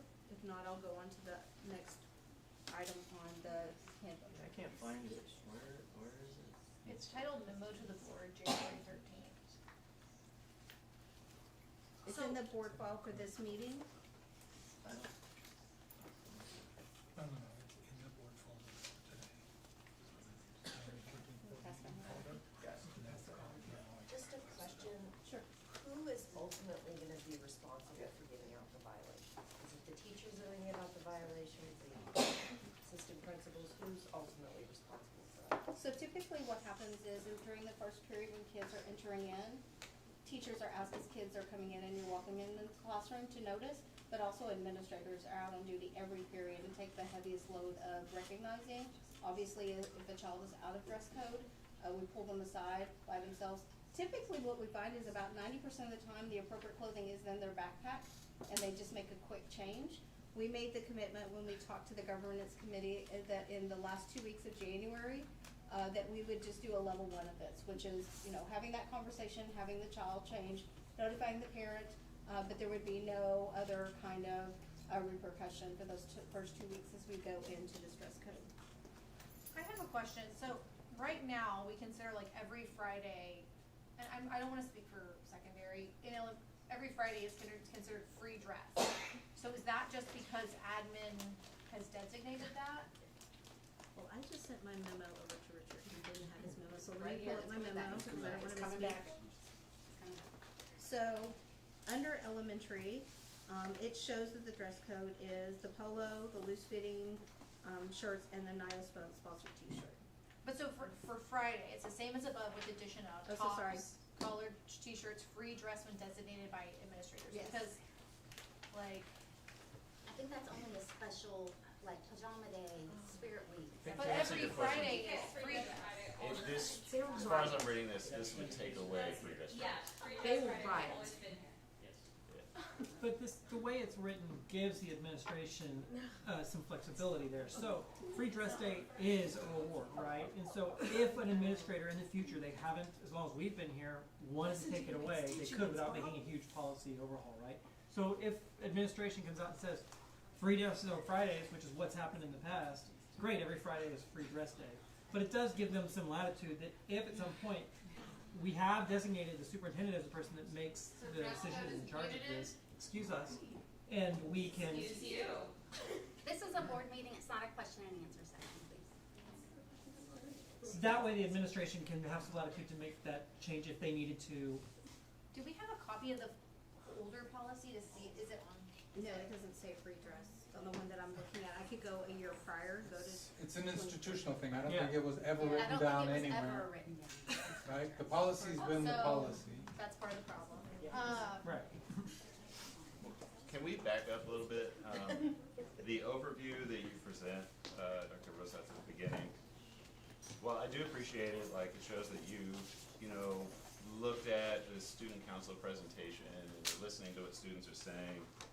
At one point, you transitioned to the statement, we feel that while student input is important, the feedback from parents weighs heavier than our students' strong desire for no uniform. And then you cite a bunch of statistics basically saying that parents support uniforms. There were 274 parents surveyed. Do you know how many of those parents were secondary parents? I don't know. That committee last year, the principal of secondary and our development director, invited people to that committee and there was representation. I think it did lean heavier to secondary, but I think you had parents who had representation and the focus was really on secondary. Okay, that's good. Well, that's kind of good to know, but I would, before I can make any decision on this, I would really like to know how many secondary parents were part of that survey. Because in all honesty, like in my experience, the data doesn't reflect my everyday experience. Students are coming to school every day out of dress code. In other words, their parents are letting them out of the door in secondary every day out of dress code, which to me is, they're basically supporting free dress. And so my real experience just really contradicts the data that you've printed here. And it makes me believe that an overwhelming majority of the parents surveyed here are thinking about their elementary kids. And so I don't know how to feel about this survey until I know exactly how many secondary parents responded. And look, the reality is students are in secondary are wearing free dress all the time. It is the de facto reality, right? And their parents are letting them leave the house that way. My feeling is secondary parents don't care. My concern is going back to the previous board meeting when the issue of safety was brought up. And I'm worried that the views of elementary are trumping the views of secondary here.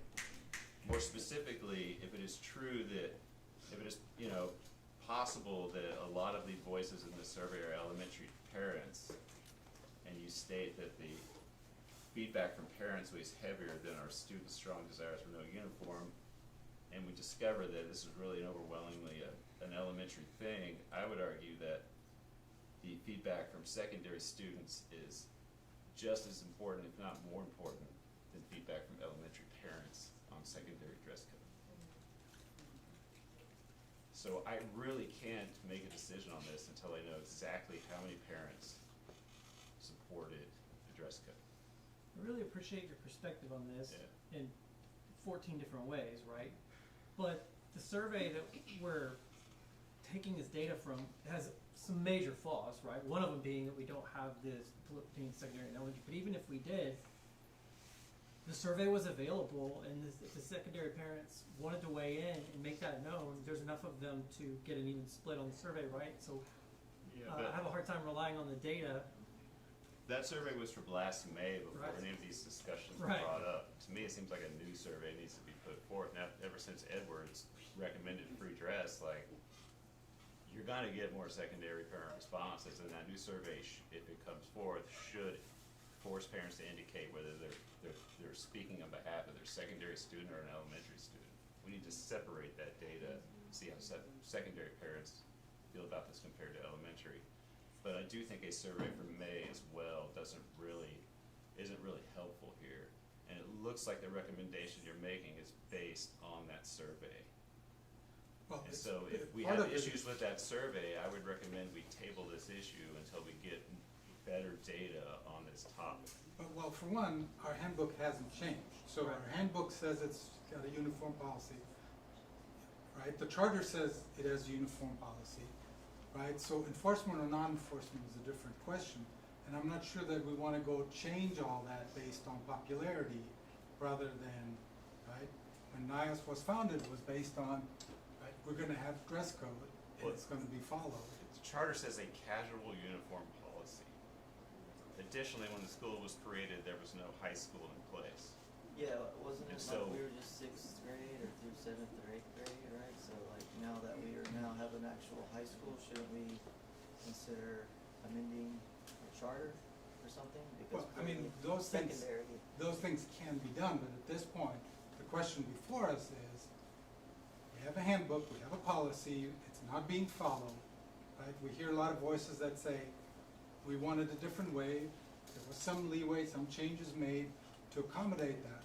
But, you know, we definitely need to go either follow the policy or Or no, I brought up the fact that students are coming still in free dress, not to discuss the enforcement issue. In my sense, in my interpretation is the parents are basically voting for free dress when they send their kids out of their home in free dress. I will say, as a chronic dress code breaker in high school, that my parents were at work. So like when I was wearing crazy outfits, like they were certainly not condoning what I was wearing in school. I also feel like it is very important, as my name was brought up multiple times, that I was actually making the point that because we're saying these are, 18-year-olds, like literally adults that are coming to school because they're seniors and they have a lot of maturity, that I was saying that I support them having a dress code. What we need to acknowledge is that I don't think that we say, oh, because elementary is on this campus, elementary gets their way. We have to acknowledge that teachers have a very different job now than when I started teaching, in that there is a security aspect that is unpleasant and it adds a lot of burden to our job. And that is just the facts. And I love having a campus with high school. I think it is a valuable thing. As a teacher who's taught here long enough that I have students who are graduating, I enjoy it. But because we have 18-year-olds walking around, I'm not saying they need to be wearing a uniform every day. What I was asking for in the last board meeting is we need some sort of systems in place to ensure that everyone feels safe. To do that doesn't mean everyone wears matching outfits. To do that is we have badges available at the front. And I want to make that clear because I know, honestly, I feel like my words were kind of taken out of context, which is really frustrating when I am supporting a more lax dress code. But I think that is a fairly easy solution, but it's not a solution that I think that we should say, oh, because people don't like that I brought that up, that we don't have badges for students, because that is really stressful for teachers. I don't think kids really recognize, but for teachers that is scary when we see adults walking around that we don't know why they're there. And then we have to go ask them about it, I'm confused. Are you saying you support the changes to the dress code? No, I You're support like a discussing- more lax dress code for high schoolers, Okay. but a more concrete system to ensure that when they're in an elementary, and even like a shared space, which is hard. Yeah, which I think would be a separate issue. But to be clear, this is a more stringent dress code that is being proposed. Right, so I'm saying, I wanted to clarify because I feel like a lot of people thought, that's accurate. I think it's a more relaxed dress code compared to what is in the handbook and should be enforced right now, but isn't, versus what was proposed.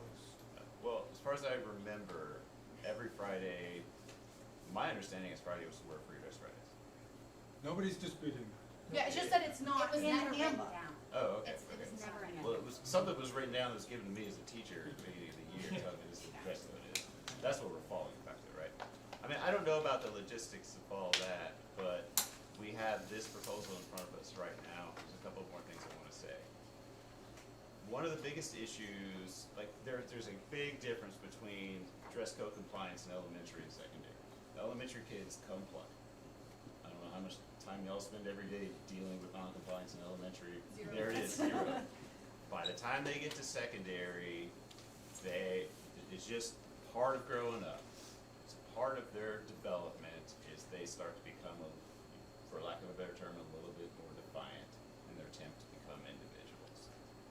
At this school, I do think we should support that and recognize that as a natural part of their development. As a result of that, we have students out of dress code all of the time, and when we were enforcing it, administrators were spending 2.5 to 3 hours a day dealing with dress code. That is elder's warning gone. It is a lot harder than the way you just described it, Dr. Rosa.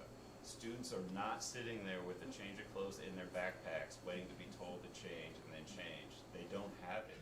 They get sent to the office. They sit in the office and they either have something for them to change into or they wait. Those students are leaving the classroom, leaving the learning environment because they are out of dress code. It is disruptive to the learning environment for both teachers and students. It creates potential conflicts between teachers and students that can break down that relationship tremendously to the point where that student no longer wants to do that work in that classroom simply because that teacher was trying to enforce the dress code, right? It can destroy their relationship. It is a very difficult thing. It's been an issue ever since I've arrived here. I've been here 9 years, and every year we try to deal with dress code and it falls apart because it takes too much time. Administrators don't have the time. On top of that, we let a secondary assistant principal go earlier this year and did not replace that person, so we have one less person in secondary administration. And if we were gonna go back to that dress code, we're gonna ask the 2 remaining ones to, on top of all the SPED and 504 meetings they go to, all the meetings they go to all day long to enforce dress code. What I also see every year is that as our administrators, especially our assistant principals and our principal are overwhelmed with all of their work, as the year goes by, I see them less and less in the hallways. They are already overwhelmed by their work. It is having a negative impact on the culture of our school. I wish to God there was at least one administrator in this secondary who could consistently roam the hallways, communicate with students, get to know them, interact with them to help build a community of togetherness at our school. But the reality is we are understaffed, and now on top of being understaffed in those positions, we are going to ask one administrator to spend 2.5 to 3 hours a day dealing with something that, from my perspective, most secondary parents don't care about, secondary students don't care about, and secondary teachers don't care about. Where is the data that this dress code policy makes for a better learning environment? Where's the data that shows that students achieve more? They do better on standardized tests because they're in dress code. Mr. Struve. What is the purpose of it? And if students and teachers and many other people are making it very clear that they don't want this dress code, I don't understand how one survey from last May that included responses from 274 families, none of which we know whether are from secondary parents or not, should be the driving force It's behind not the a more driving force, stringent it's a policy. data point. Yes. Okay, but that is the only argument made in that overview. It's the only argument made. We discussed this. Student voices matter, but parents' voices matter more, and here's the survey that tells us all the parent voices. That's the one argument. We That's all looked they at got. this dress code a lot, and one of the things I wanted to do was find ways to loosen it for the older kids, right?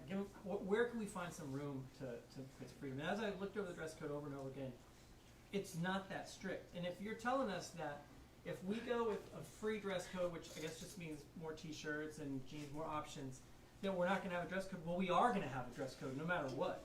And if you think that, and I'm not a teacher, and I tell you that not because you don't know that, but just that I recognize my limitations here, but we didn't have this dress code when I was in school, yet dress code was always an issue. And so if it's not going to be with the color of polo shirt or whatever the main issues are that you guys are running into, it's going to be with the new dress code. Your shorts are too short, your shirt is too, it's always going to be an issue. I would argue, and this is a layperson interpretation of this dress code is much easier to spot, enforce, and call the shots on whether somebody's in or out of dress code than going to free dress. Yeah, sorry, I conflate the terms uniform policy and dress code. I confuse them a lot, right? Of course, there has to be some sort of dress code, but look, my experience, or my guess is what's going on is students are basically wearing the clothes they have in their closet, and none of it is that bad. They aren't dressing like they're going to the club. They're like wearing normal clothes, and they're not. It's not disruptive to the learning environment. I've never had an interaction with a teacher who told me that student dress was disruptive to the learning environment. Look, for me, the biggest problem is what we are being asking administrators to do. It is an impossible task for them. And what happens every year is we're gung-ho about dress code and enforcing it, or uniform policy. We tell the students this, we do it for a couple of weeks, and then it falls apart. And all that does is like, it creates confusion, students' lack of trust with students because we can't even follow through on a policy. And it's not that we necessarily don't want to, it's that we don't have the staff to do it. And that's why I asked the question originally, who's gonna do this? Because I sit in the parent pickup over in secondary, and I will agree with you. I don't see one high school kid following the policy. Yeah, and I get some of them. So it's redundant to keep having these conversations because we're not gonna follow through with it. Some parents may not be aware that their students are leaving the home, not wearing the appropriate clothes, but a lot of them do know. They're fully aware and they're letting it happen. To me, that's their way of saying they don't care. Yeah, I agree with pretty much everything Mark said. It's a losing battle. Why can't we just have a dress code or a uniform that says you need to come wearing clothes?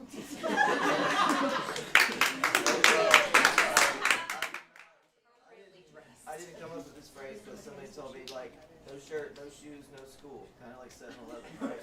I did a little research here. I had a student help me finding Pflugerville ISD and Austin ISD's dress codes, which we have a lot of students from both schools. We're in Austin here. Theirs is pretty straightforward. And it looks like either Pflugerville copied Austin or Austin copied Pflugerville because it literally is the exact same thing. So I'm just going to read Austin's off the beginning of it. Sorry. Oh shoot, where'd it go? Oh, students must wear a shirt, pants or jeans, and shoes. Now there is of course in parentheses a shirt with fabric that touches the waistband in the front, back, and on the sides under their arms. Pants or jeans or the equivalent, for example, skirt, sweatpants, leggings, dress or shorts, and shoes. I mean, we want them to be comfortable, both in class with everything kind of that Mark said, having administrators, teachers sort of cracking down on this, but we also want them comfortable to be able to learn, like come as you are type of thing. It was my understanding, when I came here, that's kind of what NYOS is all about. As far as the security thing, this is the safest school I've ever been at, man. I came from a small charter school that we were mostly a credit recovery school, I will say that. So we had students that came with baggage already, but I faced a lot more danger there than I did here, and that school was literally 10 times smaller. We had, I believe, 130 students. What do we have here, 1,800? I just want to clarify, Something like that. I'm not claiming that kids without uniform are dangerous. I'm saying that teachers have to waste energy and time questioning students who are not wearing badges. So we would just need a policy or some sort of system so that students coming into the elementary building were identified as students. But aren't they supposed to do that? They can't get into elementary. They're without like checking shared in, spaces. right? There are no shared spaces. Yeah, what shared space? I have had to tell multiple older students to leave the soccer fields. They also to go to the office. So there are times when students are in shared spaces. That would be where if they won't listen, I guess you would contact admin, right, and tell them to get them out of Right. there. So I'm not saying we need to have strict uniforms or that it is unsafe. I'm saying there just needs to be a system. And if we have a system, I love that. I'm still struggling with what is the rationale? To Mark's point, we don't yet have data that says that the uniform is desired by anybody in secondary. The committee that was formed last May was formed because of the recurring issue, and parents attended, students Right. attended, predominantly secondary because it was called for secondary. Some of those parents had children in elementary and secondary. Right. The survey that went out was sent to everyone. Yeah. I can go back and pull the data and see if it was, some surveys are anonymous and there's no way for us to pull the data. But if there is an ability to. Most of the thing that I find most persuasive, having been a secondary teacher, is having to police the wardrobe of my students. And I'm telling you, the next thing on our agenda is the AOC update. I hope we spend as much time talking about our school's academics as we do talking about what our kids are doing. Because I want the teachers to spend more time on that and less time on uniforms. Now I will say, if there is no uniform and there's only a dress code, it will become an issue of like, are you wearing leggings? Is your midriff showing? That is a new problem that will be presented. That is human nature. But I don't know why we are continuing to like beat the dead horse here. I agree. It's a losing battle. When we did the survey in May, there wasn't this issue with the uniform policy because really a lot of this started with confusion that was created when we started school back up in July. So I don't think that's necessarily true because that committee was formed because the uniform had been an ongoing issue. And I'm not defending or denying, I'm just saying, no one just said, I think it'd be a great idea to have multiple sessions and call a committee. It was called because there were ongoing issues with the uniform. And so making sure that we gather data on the current state of the uniform and recommendations from students and families about what the uniform should look But that like. might have been an internal school thing, but I don't believe it was a public conversation being had between students and parents, which really became more of a challenge in July when there was confusion about what the uniform was supposed to look like. Because I don't remember anybody having these conversations back in May. So it might have been an internal conversation about we need to be more restrictive with the uniform policy or police it more than we have, because it's always, I mean, for all the years I've been here, I have not seen strict guidance given when people do not follow the uniform policy. As if Mark is talking about. I attended those sessions and the intention was to engage secondary families and students and gather feedback to make a recommendation to the principal and then that followed to me, and that was the creation of the dress code that we had for this year. But we don't know how many secondary families were involved with that. That's an interesting piece, is this survey thing, but it's flawed, and that's not how, that's what our job is. Like, if we're just gonna put out surveys and get the majority, and that's how we're gonna make decisions, it's very different. But when we had the governance committee, we talked about this. We had an elementary parent, that's me. We had a teacher, that was Sarah. We had a secondary parent, that was Nina.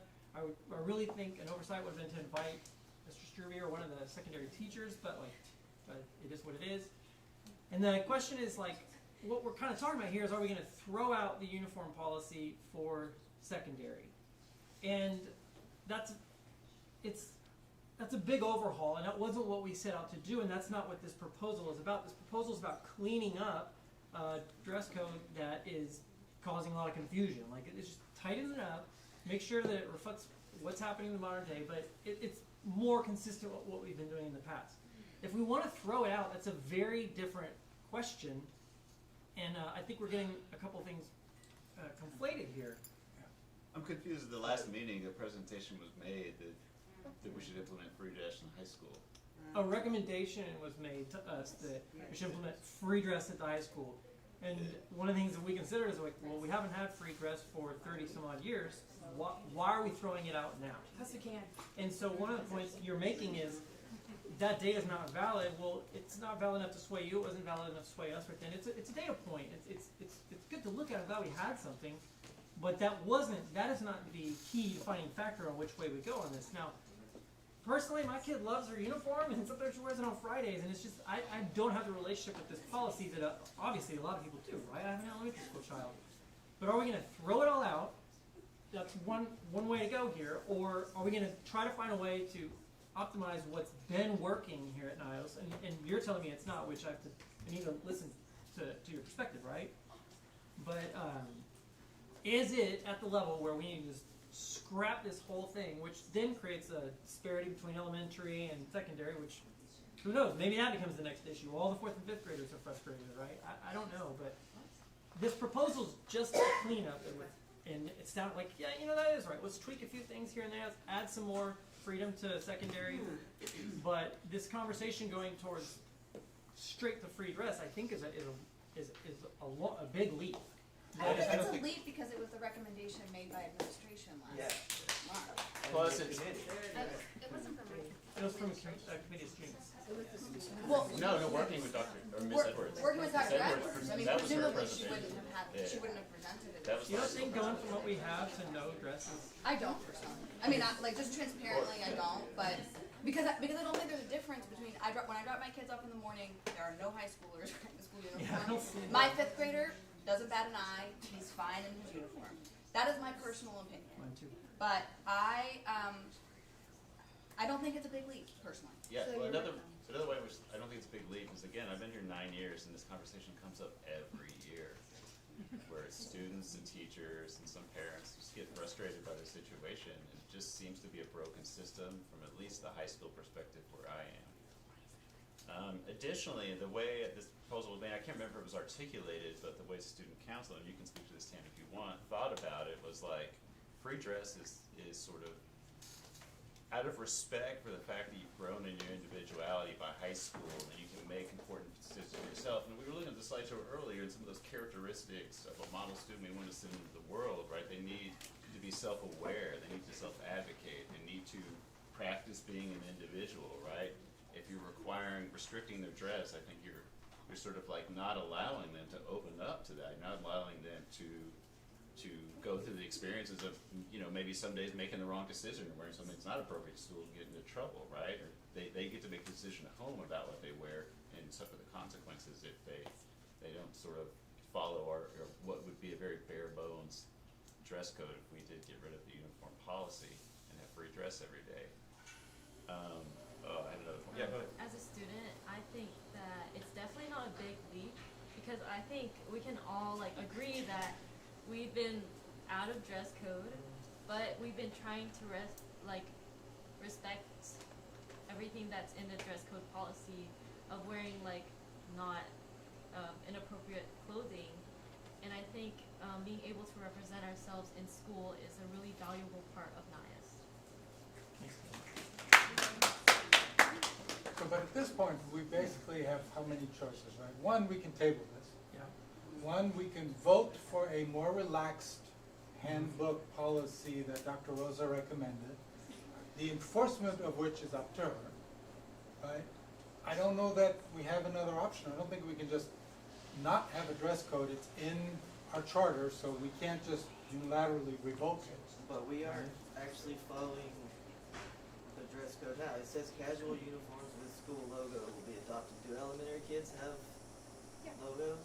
They have club t-shirts. They don't have logos on No, them. he means But it's like branded. he's reading right from the charter. With school logo? Like, does it say There are kids who NYOS? have that, yeah. Do all those, No. like, do they have like? We have been out in compliance with I that don't, charter. yeah, I mean, I don't really get the, See, I think I don't get compliance is a separate the issue. wording of it. Yeah. We are always going to have a compliance issue, so I think for me, I think it's really important to ensure that we have an environment where people are dressed in a responsible and respectful way to themselves and their peers, and I do think that's an important set of standards, to make sure, A, that we communicate effectively, and that we have an environment that complies. Now, how that's defined, might be the question, but I do think that's an important component. And I do want to say this, as someone who hires a lot of young people in corporate America, I am disturbed at how many people I have to send home because they are unable to present themselves appropriately. And we have a dress code at work, a very well defined one. So I also think this is a really important part of the learning process as well. So if there's a middle ground we need to reach here, let's figure out what that is. Okay? But I think that's an important learning, and that's an important part of growing into an adult as well. Knowing that your environment will expect certain things of you, whether you happen to agree with them or not. Well, So how do we do that? some of your environments will. That said, we are in Austin, the big IT sector and all that. Plenty of companies are like, the IT dudes and ladies. Well, as an They're- IT they dude, give you, I want to be clear, Yeah, that That's your and that's a experience, sta- yeah, but and that's a like standard, the- and that's a standard issue. That's a standard issue. Well, no, I would disagree on that. Plenty of companies, including like Google, Facebook, all these companies allow free dress. Even Goldman Sachs, I was doing a little research a few years ago, relax their dress depending on what your job is, those companies, or those people. But I'm telling you, as someone who has worked at those companies, there are still issues. So what I'm saying is, there is something for our young people to learn on how to negotiate that. So let's set the right guardrails. So I'm not saying anyone has to be in a button down, I'm not saying they have to have skirts 2 inches below their knee, I'm not saying those things, okay? But there is a learning here on being able to present yourself appropriately to the environments that you work in. So are we saying, look, I wanna like make sure I understand, you're saying that we wanna make sure we have something that we can actually enforce. Yes. Oh, absolutely. Yes. So that they learn that skill. Yes, and that it's appropriate and respectful, right? Because, look, that's part of growing up, you're gonna challenge whatever line is set, there will be challenged, Yeah. right? Yeah, and So we've gotta kind of figure out that balance, so no matter what, it's a respectful. And I think we all know what that is, at least at the school level for minors. The only student I've sent this year, earlier in the year, was a kid who was wearing like a Scarface shirt with like, you know, like the character, he had a gun or something, so I sent him, like, clearly that's not appropriate. Told him don't ever wear it again. And the kid knew it, he was like, alright, my bad. You know, he didn't put up a fight. So like those things are like sort of the obvious ones. Yeah, there's some things you just can't wear, like, and they do need to know that, yeah. To be clear, the proposal was for free dress, but it doesn't mean there's no dress code at all. There's still, you know, these basic standards that And have that's to the be line followed. we are clearly unable to define, like we keep going back and forth with that in the discussion. So I'd like to just make a recommendation that we table making any kind of vote on this, because I actually do want to get to the academics and performance. And then set some actions and kind of figuring out next steps, whether that's another survey of actual parents in secondary, or doing a, you know, collecting more data to have a better definition. But I don't think we're gonna resolve that. But you're saying we are going to then, if we table it, we Yeah. are voting for a stricter dress code than is Then it's proposed right now. proposed. With fewer exceptions to the polos in the right colors that is being proposed. I think also tabling it though can just acknowledge that like, it's It's not excessive. functional right now, so we can Yeah. just leave it to be unfunctional. So again, it comes down to the enforcement of Right. the current dress code, So- which is strict. So can we just make an agreement that we recognize we're out of compliance, we're not gonna take excessive action to go back into compliance, but we have to come up with a better definition that kind of meets these guidelines? The actual compliance bit is administration, whereas we are Correct. policy. So we have to, we are deciding on the policy, and as Okay. stated, No, fair enough, yeah, the yeah, yeah. policy's either staying the same, Or or making- we can add a it little like- bit more leeway, or we table it, but if we table it, it's staying the same, which is currently stricter Correct. than what is being suggested. And I need direction Because we're on on policy direction just from for the board. this, Yeah. this is just for Writing this. I'm scared if we table it, Mark just said it's been an issue for 9 years. He says every year, yes. It's just And gonna so- be, we're gonna argue about it Yeah, at the that's next what I'm month. concerned about. I mean, well, I don't, it's not worth the fight. Why can't we just adopt separate, I mean, elementary, cool, let's keep it like it is, because again, they're young, very, very young, they don't think about it. Your parents say, you're wearing this, okay, you know, and that's it. No complaints whatsoever, like you guys said. Like, that should probably stay as it is, I think, but like to Mark's point, these kids ought to have a little autonomy to be able to express themselves within reason, of course, like, and we all know what that means, drug references, So are you cuss words, stuff like proposing that, that's little obviously inappropriate. But we can't like adopt something today for that because the policy's not written. Correct. Yeah, oh, yeah, like- yeah, so I mean, like, So- we need to reword it, and then this Yeah, will be and are we for the being future. clear, are we talking about 9th to 12th graders? Yeah. So more of a kind of gradual elementary, a little bit more flexibility in middle, and then more of a free dress in high school. Because when we talk about secondary, I'm not lumping middle Yeah, schoolers but into I 9th still- and That 12th. was think that March's secondary, I still proposal, think working high with school. student council, right? And the idea behind that is like, you know, you're in high school now, like, you can make those choices, right? Or at least we'll help you make those choices. And it's sort of a reward for getting to that point in your academic career. career. And so I don't think an elementary student would be very bitter about it, knowing that they will one day be high school and would be able to. Elementary aren't even notice. Yeah, they don't even know us for the most part. We need to provide direction to Dr. Roses on what needs to be done next, right? So if it's that gradual, like we talked about, you know, keeping elementary, middle school, something a little more lenient, and then even more, right? Because we don't have that written down. So she needs guidance on that. And then our vote today, again, if we leave it as is, it's more strict, and we already are saying to our administration that you're not enforcing it now, continue to not enforce. We're not directing. Yeah, we can't direct her. We're not directing her in how she is enforcing or not enforcing a policy. All we would be doing is saying, we're gonna keep Keep our it. existing policy. What Which is you do more with it, strict. right. Yeah, but it's more strict in the sense of like the colors of the shirts that you can wear, not And like, types of shirts and yeah. Yeah, Anyways. days of the week, I'm etc. confused I over the think shoes. that voting is like a non, like it's just kind of like, Like, well, because we have other things we need to amend, part of me is like, can we not, like, is there a way to amend or to do the vote, the other two without this Yes. one? Yes. Okay. We can do that. And So what does that mean? Does that mean, so we'll do, Yeah, so Middle we'll school. vote on the handbook without the uniform part. So because there's a couple other things Yeah, that we yeah. need to make. So we can take that off. And we wanna give direction to Dr. Roses on where does she bring that to? Is she bringing it back to student council? Are we gonna do a survey? So as we figure that out, to Hassan's point, like we've got this issue, this bigger issue, but this policy in front of us does some cleanup. It clarifies some things. It doesn't go as far as some of this discussion would like it to, but it's definitely a step forward, and a lot of hard work went into it. This did consider student input. This did consider parent input and teacher input. Like this is an incremental step forward in the direction that we're arguing towards getting to. Like we have a line out there that we want to achieve, but this is moving that way, and I think that this policy is good on its face, and we're going to want to keep working on this issue, which I know we're all eye-rolling it, still talking about dress code, but I do think that the policy in front of us moves the ball in the direction that we want to go.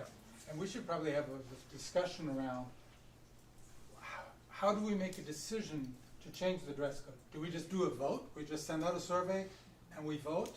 Do we then have a vote on? We already got recommendations Yeah. from student council and secondary administration, like, why don't we bring those back? Yeah, but again, But they recommended free dress for high school. Yeah, we don't have a policy that's for free dress. Well, I don't it's understand. free dress, if I recall, because I don't have it in front of me, it also had lists of unacceptable clothing and accessories. Mhm. And administration can declare free dress on any day they want, so they could do that for the rest of the year.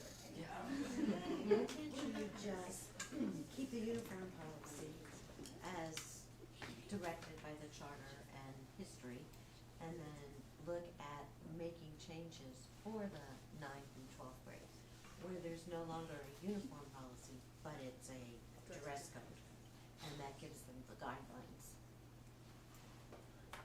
Does the charter allow, like, not everyone to have? The charter is extremely vague. It's like we'll have a uniform. I think it's So we would have a big uniform, words. yes. So you would have a uniform, and then you'd also have a dress code to teach them parameters for growing up. So is there direction to keep the policy as it is, as right now, and then work on bringing forward a recommendation for a more open-ended dress code for high school? Yes. Yeah, because otherwise, what are we telling the students? If we were to vote on this, then we're just saying, okay, so here's another change, but we're not gonna enforce it because this isn't what we want it to be. Yeah. So why would yeah. I'm confused. I don't know if we need to be looking for another recommendation. It's alreed there. Yeah. it was the Well, I part of think the what study. Lisa's saying is like, why It has to vote on be- this policy in Okay, front okay. of us? Okay. Yeah. And did the governance committee receive that recommendation in writing? The Edwards, I don't know. It was presented at the meeting. It was at the, It was it shared. I know, Yeah, yes. it was made available. was incorporated in this memo. let me ask, is it possible to confirm the dress code for the two younger groupings and just make it an exclusion for high school at this time? I don't think it really like matters, like, to me, it's kind of like, if Is that a we're viewpoint? tabling it, we're tabling it, and Okay. there's no elementary kid like logged in right now watching. Well, I mean, but change to they're- elementary. Doesn't change. I hope they're not. But middle school, right, because I have middle school kids and they wear their uniform every day. The issue last year was that it was not enforced at all. And so my boys were going to school with their uniform. And they said, Mom, nobody wears a uniform. I said, but you will wear your uniform because that's the policy, right? So they were embarrassed because they were wearing their uniforms and that's what's in the policy and that's what our school says, right? That's what I don't want to happen to any child, including my own, right? Because it'll come back that we don't have a dress code or whatever, people take from this meeting. My boys will find out really quickly. And so I just want to be mindful of that and other parents, right? I have other mom friends that have the same issues. I mean, I think the thing we're saying is, as of today, there is still a uniform policy for secondary. We as the board members do not say where or how that is enforced. Yeah. So I think we table it, the uniform, and then approve or not approve the other two parts for now.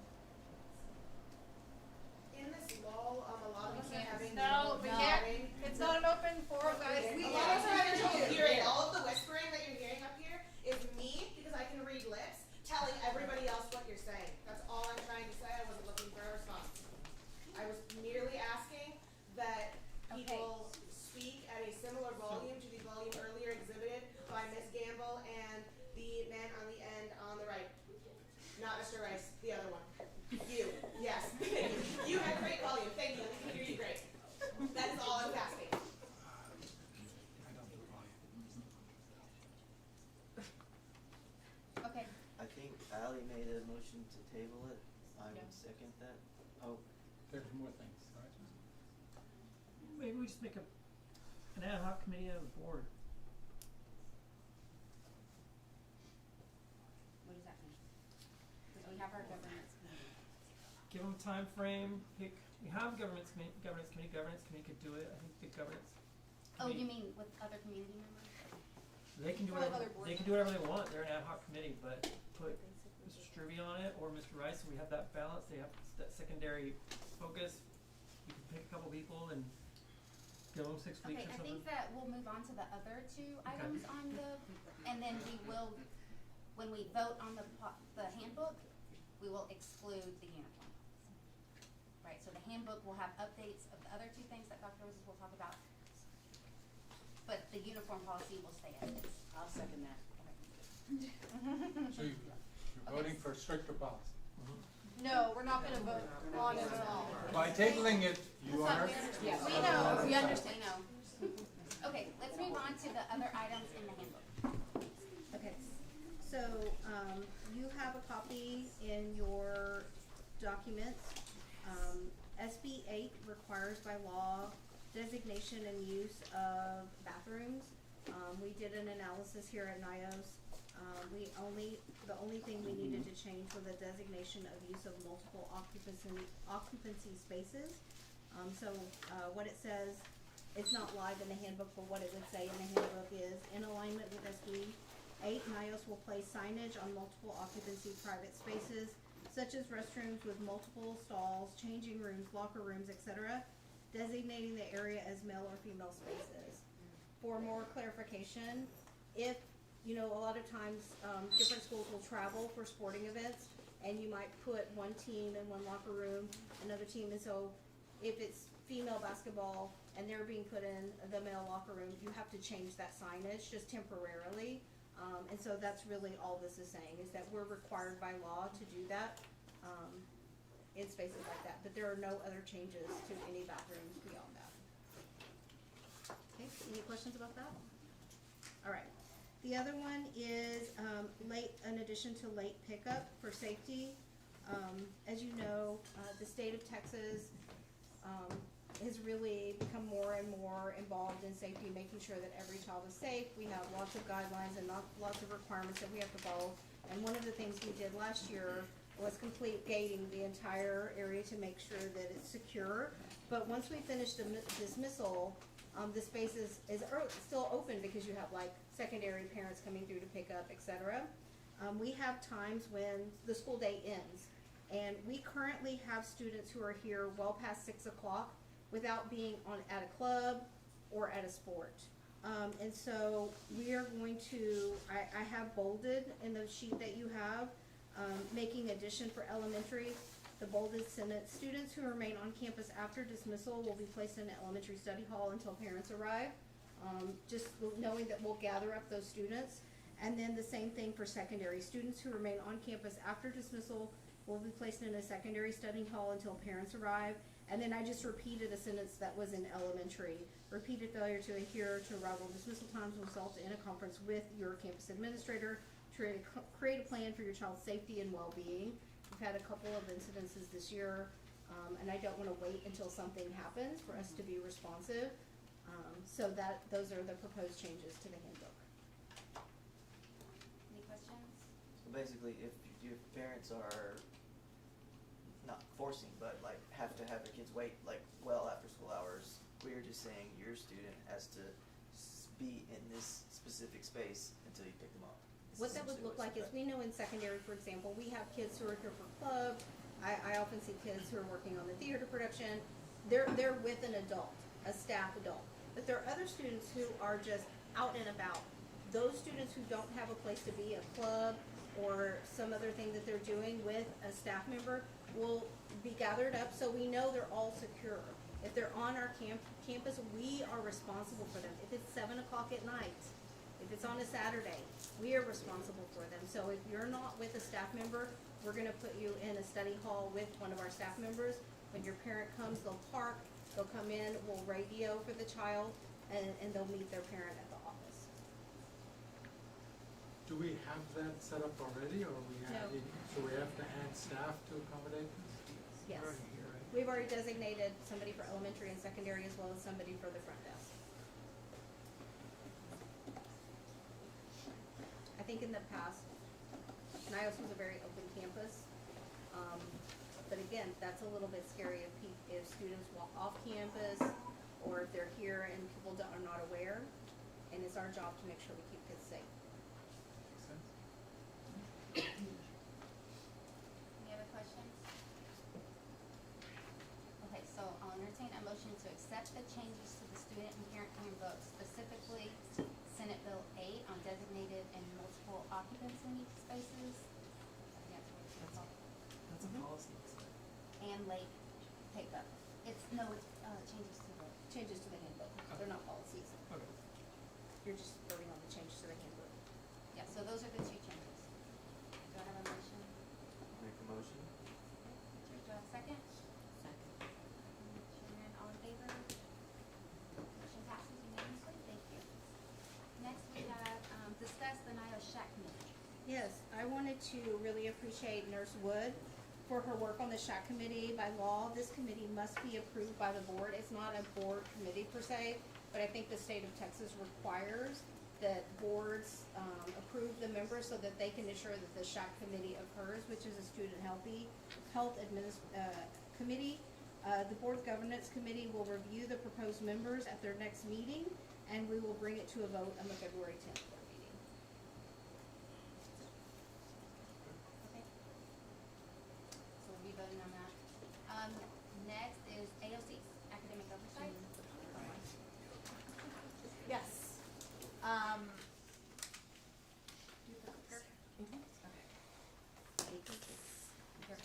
Yeah, let's make sure we're right. Okay, so, just as a reminder, for academic oversight, we do our, roughly monthly updates to the board.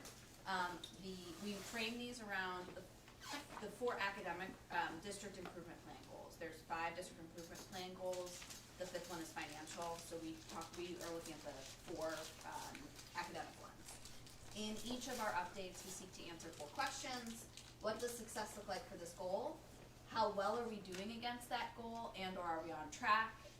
Why is that? Why are we successful or not successful? And what are we doing in response? So in December, we tackled goals 1 and 2 for the STAR interim data, using STAR interim data for elementary. So goals 1 and 2, which we'll talk through in a minute, are ELA and math growth. This month, we're gonna stay with goals 1 and 2, still ELA and math, but we're gonna be talking about release STAR for secondary. Oops. Alright, I'm looking at my slides because it's easier for me to read. Okay, so this is the ELA release STAR goal. This is goal 2 in our district improvement plan goal. And the goal is that we're going to increase STAR transition table student growth by 3 percentage points year over year.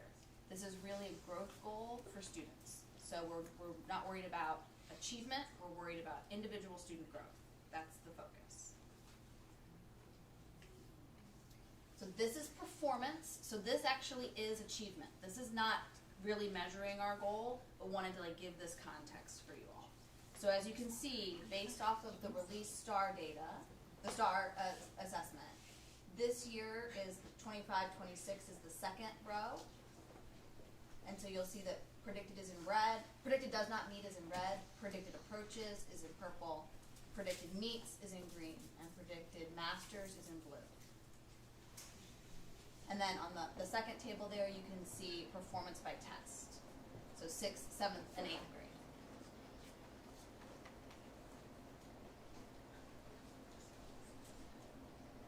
And then, how well are we doing against our goal, or are we on track? What's challenging about being able to answer it at this point is because this is a release STAR data test. Not all of the TEKs have been addressed at this point in the year. So the STAR tests everything a student should learn by the end of the year. This is a release STAR exam from past years. So it's testing everything that a student should have learned at the end of the year. But the students took it in November. So just framing that for you. So it's not intended to be predictive at this point in the year. So you can see our goal over there, where it says secondary targets, goal, and middle of year. We haven't yet named if we're on track or not, because we don't really feel like we're able to predict that at this point. However, in some cases, we have seen less growth than we would have liked at this point, and so that's an area to focus on. Dr. Rose, please jump in at any point. No, I think the why. Okay. So why? So we haven't yet sequenced through all of the TEKs at this point in the year. So teachers haven't actually had a chance to teach all of the content that has been tested. So that's part of the reason. Testing accommodations were not accurately assigned for some students with 504 designation or IEPs, meaning if they needed to be in a small room, they didn't necessarily get that for the release STAR interim. There was some high turnover of teachers in grades 6 through 8 in ELA specifically, and so that churn can affect student performance. And then this is a highly affected group of kids, in part because of COVID and or they hadn't been at NYOS in the past. So just this particular group of kids were, at home being, Zoom schooled in 2nd grade, or 1st grade, and so this is a particularly affected group of kids, just having that learning loss. And so what are we doing in response? And by we, I mean staff. Support teachers in planning intervention and tech time to ensure they are as meaningful as they should be.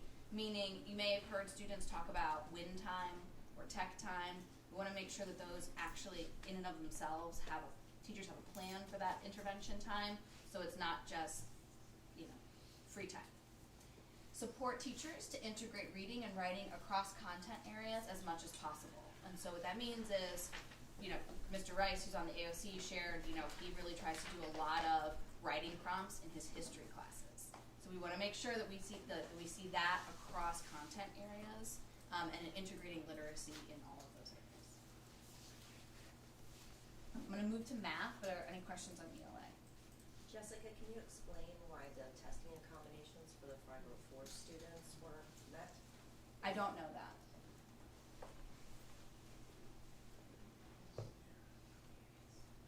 Okay, looking at me to speak. Yes. So, there were some errors, and I can give more details at another time, but and what plans we've put in place, but there was some work that was done, after this to make sure that we had clarity about accommodations and that teachers were not only providing them at testing time, but all times.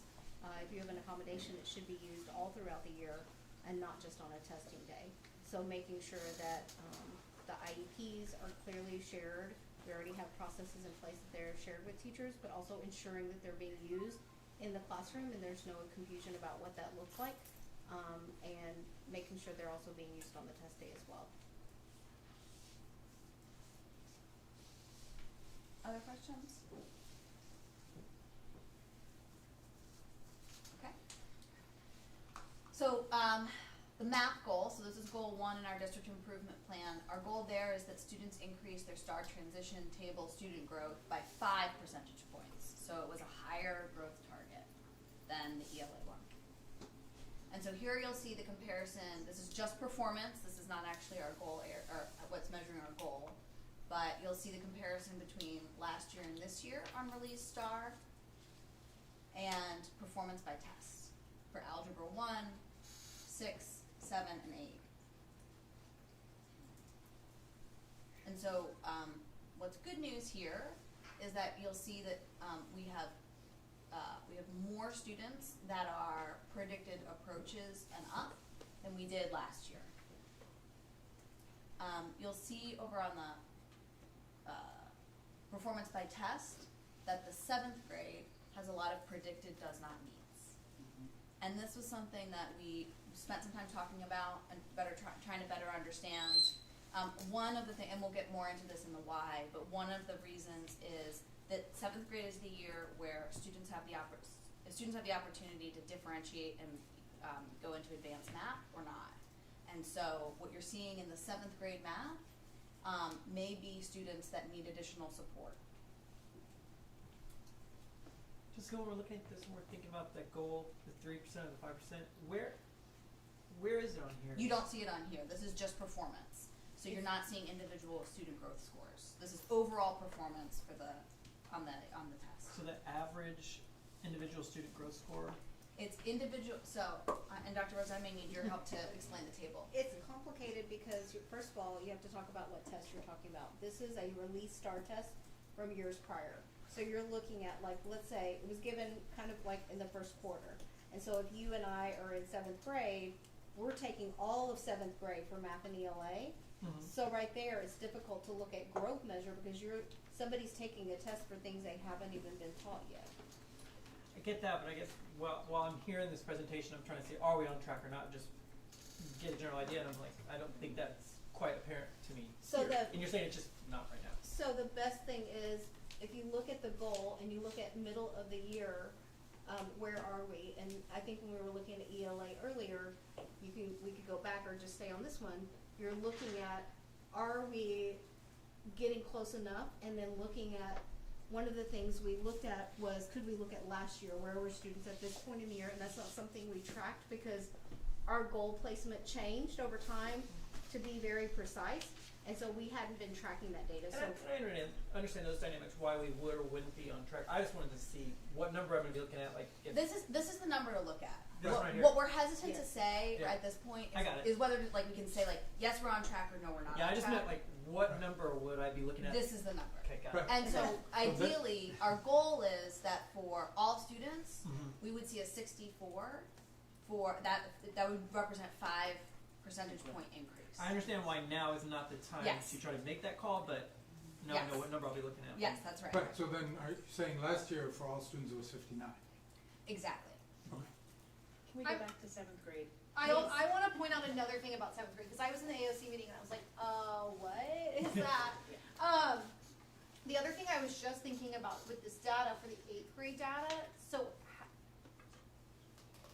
I don't know how much of 7th grade is split up with how many are in accelerated, but of that 8th grade score, that's a lot of 7th graders who are taking That's the what I was test. gonna ask. So when you do the differentiation, they actually move up a grade, so they're actually taking In the the 8th grade math. But they're going to be farther behind on the curriculum because they're going at a faster pace to get both of that done. So those seventh graders who are taking that test have covered less of the curriculum than the eighth graders who are taking the test. And the seventh graders that we moved into the eighth grade track. Yes. Okay. But it's still looking better than the seventh grade, right? For sure, Are seventh there- grader students who were not able to take the advanced eighth grade course. So you're looking at this, the group of students who didn't have the knowledge and skills yet. So we do a lot of talking about what to do for all kids, but that group in particular. Are there also eighth graders who were taking high school math courses who wouldn't be factored into the eighth grade math? Or is that algebra one? I don't know what algebra one is. Right, I mean, right, because those students who in seventh grade were taking both seventh and eighth grade math, that next year they take essentially a ninth grade course. So Yeah. they wouldn't be factored into that as well. I think that, is that an algebra one? It's algebra Yeah. one, so they wouldn't be. So they're They the wouldn't size. be, Yeah. Yeah, those are great questions. So it reflects which test they're taking, Not how sorry, old. grade. Exactly, not exactly what grade they're in. And it's just, it's less clean than the data we looked at last month with the interim star data, because that was testing sort of what they would have learned at that point. But I think what I was trying to say earlier is if we wanted to, if the board and the AOC wanted to track, one of the things that we talked with Paul was tracking where we can track where we are this year, and then next year be asking that question like, where were we last year, so we kind of see, are we in that ballpark, or are we way off with one group or another group? Does that make sense? So we're gonna get better at it Yes. as we go on. Yeah. But this is telling us clearly where we need to focus. Yes. And we have elementary will take another interim in February, secondary will do another release star in February, so we'll see that growth, and where we're not seeing the growth, right? And we'll have, I think it's on our schedule for us to come back in the April meeting to talk about that intro. And when's the actual STAR test? April or May. Do we choose that elementary takes an interim and that secondary takes, The secondary leadership, okay, so. they discuss there's pros and cons to both, and historically, last year was the same. The Yep. elementary felt strongly about the interim, So are we secondary felt gonna- strongly about the release. Are we gonna know how we're tracking soon enough to be able to do interventions? Or is there a point when we're gonna be comfortable Well, enough to say, here's where we think we are? We're seeing this data now, the teachers saw this data 2 months ago. And They're assessing like Okay. regularly, you know, this is like a pause point in the year for them that they take, but this is old news to them, and they're doing regular sort of. I just wanna make sure that we've got a runway to.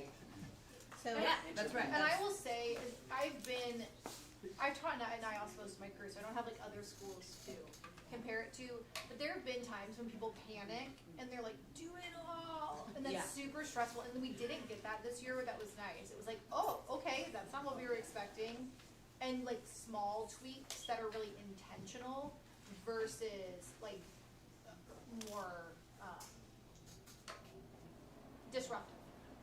The other thing you don't, I mean, I would say I don't want is in this chart, which I still like, I'm not really fully fluent in, but you don't, like where you see the kids who are on the bubble in like those yellow boxes, what some systems will do is they will focus on those kids on the bubble to get them over the line, sort of at the expense of everyone else.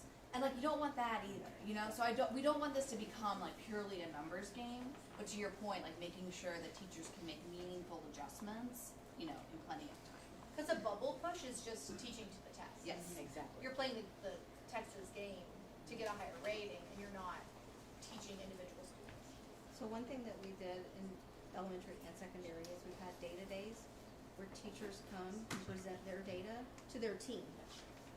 And talk about, the first time you do it, there's unknowns, you're nervous, you're sharing, this is my classroom data, this is what I'm going to do, these are the things that I need.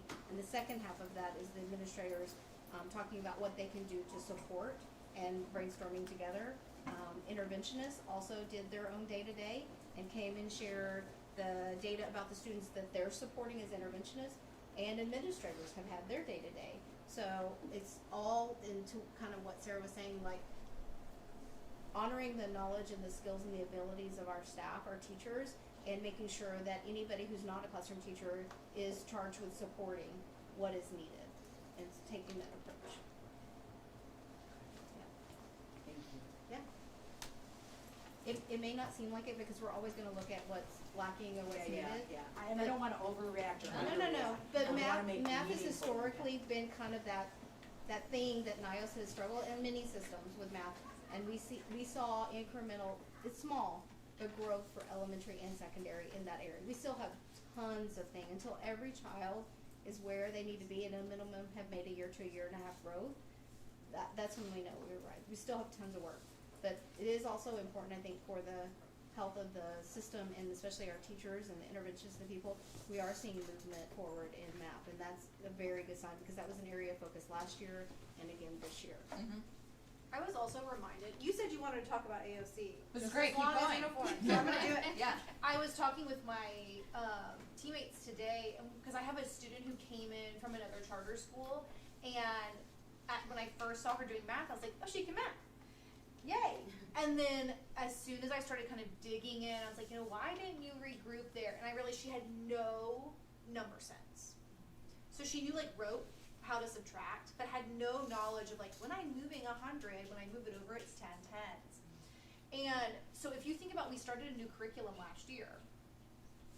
Everybody, fourth graders are starting a new curriculum, and it's the first time they've ever seen math done in this. And I like CERN, but they've never seen it to that depth and that rigor. And I think that slowed us down, but I think it is worth it. But that'll pay benefits forward, because what happens if you Absolutely. don't build that knowledge, you Yes. can't go to advance. Yeah. So that, As a parent who tutored his fourth grade daughter on Zern, I would say there is a learning curve for Yeah. this. Yeah. It's a And so- very unique system. I had thought Learn the some CERN. teacher's learning curve, because for us, it's hard to learn a new curriculum. And so you're losing efficiency of teaching. But I was like, oh, the kids are having to learn a new system. And that is, because sometimes it was hard to get their old knowledge to translate to the new. And so you have to start from the bottom. And that is not very efficient. thank you. Apologies for the slide. I highlighted something in an earlier draft and I forgot to unhighlight it. So what it says that you can't read, I'm sure, is so the why behind the math. So we have not sequenced through all of the TEKs at this point, similar to ELA. I think math has hit roughly 28% of the TEKs. And then calculator issues. Calculator We issues. had some areas where it was blocking prompts, and so we have a couple different calculator options, and we're moving all to one. And so it's those parts. That's some of this really side benefit of testing is you get to see what's working and what's not. Yeah. And then to continue on with that, I didn't mean to. No, that was good, thank you. We talked about 7th grade and testing accommodations, the same concern there. However, because we have seen growth in math this year, the administration attribute that to more stability and less turnover of the teachers in those grades and deploying instructional coaches really strategically. So because this was identified as an area of focus last year, just being really smart about where and how to deploy those instructional coaches. And so, so what we're going to do in response, support teachers in planning for that intervention time similar to ELA, but continue the strategic use of the instructional coaches in those classrooms. And how far above the state average are we? That's a good question. You can't measure that at this point because every district is choosing different. Different testing That's very times. much in our locus of control, like what interims. The state has, just for interesting factoid, they have 3 interims provided each year. We only take 2. Some people are probably doing all 3, and then some. They're testing a lot more. You could do multiple release stars. We try to fit that just right spot where you're not doing too much nor too little. So it's really hard to compare. However, the state is moving to a different version of testing 2 years from now, and there will be 2 designated kind of pre-tests and then the final star test. It's a lot more because state wants a little bit more say in how much testing is being done in preparation for testing and what tool is going to be used.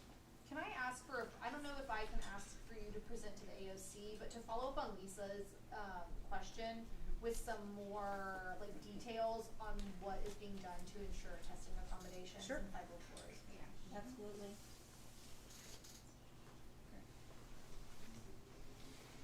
Okay. I think that's all. Good job. Question, any other questions?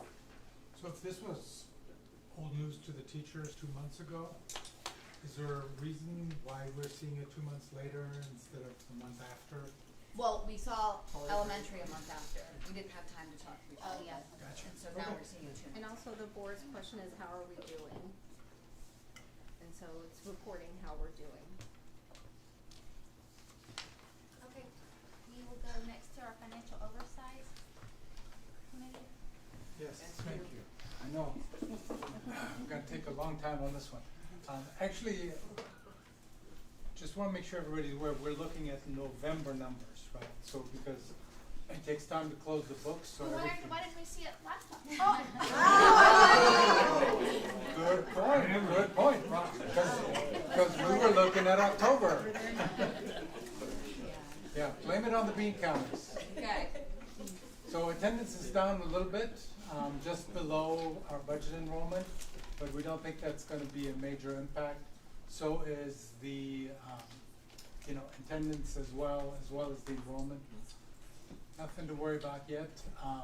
As we're combing through the wait list to fill these remaining spots, it drops the wait list a little bit. So that hopefully will bump back up as we're recruiting new people this year. We have 9 people who are on track to enroll, and it'll bring us back up to the budgeted number. Okay. Excellent. And if you can go to the next slide. All right. So, as was mentioned earlier, the cash is, at this point, the number of days cash on hand is the same. Usually at the beginning of the year, we spend on buying new equipment and other things, so the cash goes down. So the trend we like to see is that it's going down less, and at some point it's going to flip over and should increase. So we're still in a great financial position with $4 million in cash. So this is not just the school's equipment and other things that you can see on the asset side, but we actually have plenty of cash and it's growing slowly. And the key point that we're always looking at is our debt service coverage ratio. The goal is 1.1. We're approaching that. And as we're building the cash, that ratio goes up and should put us in a good position to refinance our loans here in September. And isn't it true that we're better on our debt ratio at this point of the year than we were at the same time last year? That I don't remember. We'd have to go back and look I and believe compare. that's the case, yeah. All right, any other questions? Yeah, Son, when we're talking about that debt service ratio, and it goes up as the year goes by, can you give like a layman's explanation of how that works with refinancing? Like, if it's a moving target, does it matter like what month you refinance? Do you understand my question? Like, Yes, and the answer to that we'd have to ask the accountants, but okay. at some point in the year, we will take that measurement, which will then go to the state for reporting purposes, and usually that's the one that it's counted on most, but at the same time, our creditors look at it on an ongoing basis too, so that, we don't want it to be totally out of whack, so, yeah. Okay. So, yeah, it gets measured at some point for some things, but we do want to monitor it over time. Okay, thank you.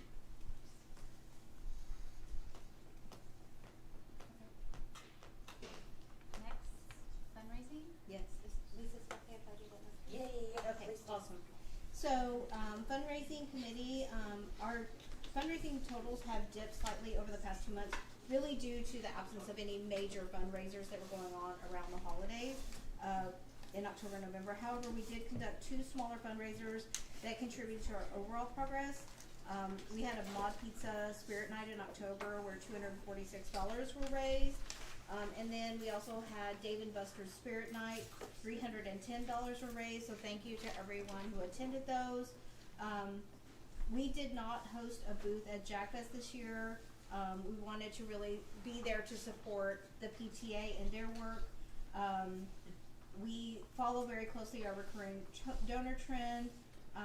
We have had some decline in recurring support, but we are looking ahead and we anticipate stronger numbers in December due to Giving Tuesday, which is historically a time that brings us notable and increased participation. We also encourage our families to look at in kind. Sometimes their businesses will also support that. We have a Barnes and Noble fundraiser that's coming up. We have a Pop Stroke Spirit Night. I want to give a special shout out to Pop Stroke because they are new to this area. I think it's Tiger Woods' business, and they've been extremely supportive of NYOS and have done quite a few things for us, and they're even talking about potentially sponsoring our golf tournament. These events collectively are expected to boost year-end donor engagement and revenue. We want to encourage all of our board members to either give one-time or recurring donations. All of our senior staff, 100% of our senior staff, give on an ongoing basis.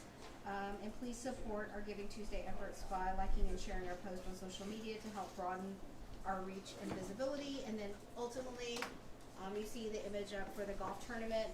We're getting a buzz out. We've been working with a communications and fundraising team, and so you'll see a lot more communication going out about that. And the best thing you can do is talk excitedly with your friends, share on Facebook, share on other social media, talk about the benefit and what it's going to bring to our students and to our classrooms, so that while you may not love playing golf or not into golf, there are people that you know who are very into golf, and also organizations that are interested in sponsoring.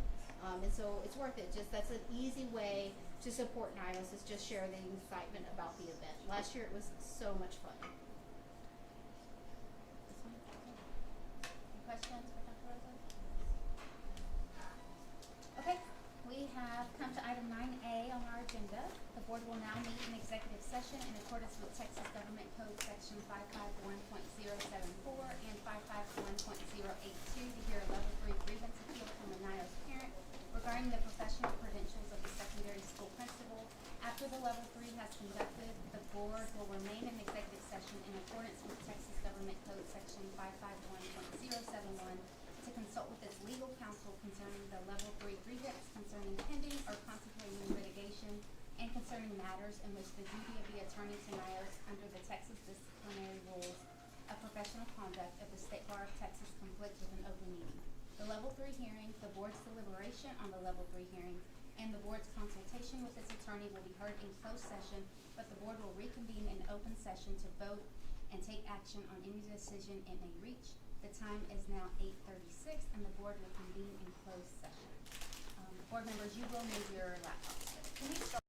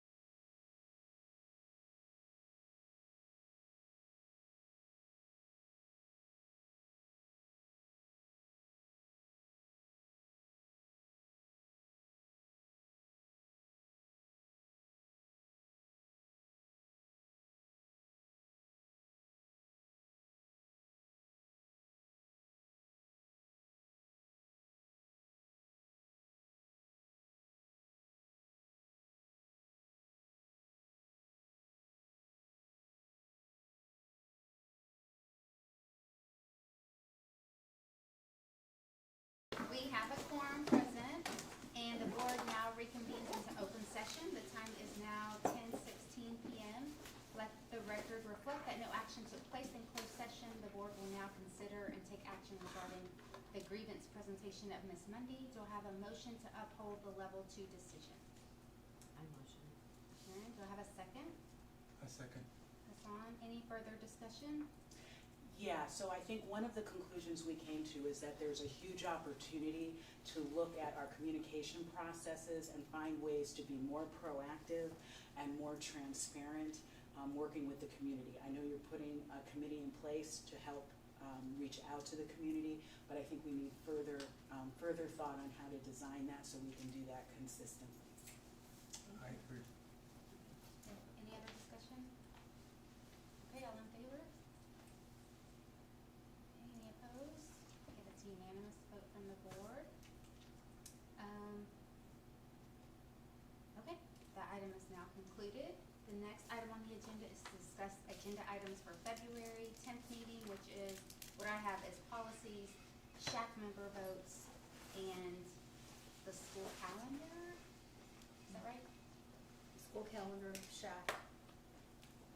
Well, there'll be some policy, because there's the other thing about religious SB 11. prayer.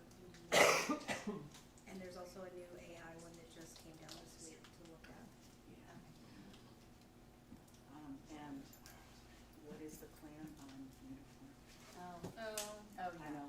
Well, Yeah. as I heard it tonight, we're sticking with what we have now, but we're really not enforcing it because we were on hold. Mhm. And so what I feel like I heard tonight was, working with the principal, the students, and designing something, still a dress code, but So, not. sorry, it sounded also that there wasn't enough information in the parent survey to make a decision, so it's the I actually need pulled to the survey in the review it. middle of it, and I'm always cautious, cause if I say something, people take it like the gospel truth, and so it makes me very reluctant. The survey results I pulled were all secondary. I thought it was all And secondary. it said by grade level, and I'm happy to share that. There was no elementary on there, and I wasn't as involved in that initial committee. It really was Lauren Benoit and James. I just attended and listened. But I did pull the slides that were created, and it did show in there.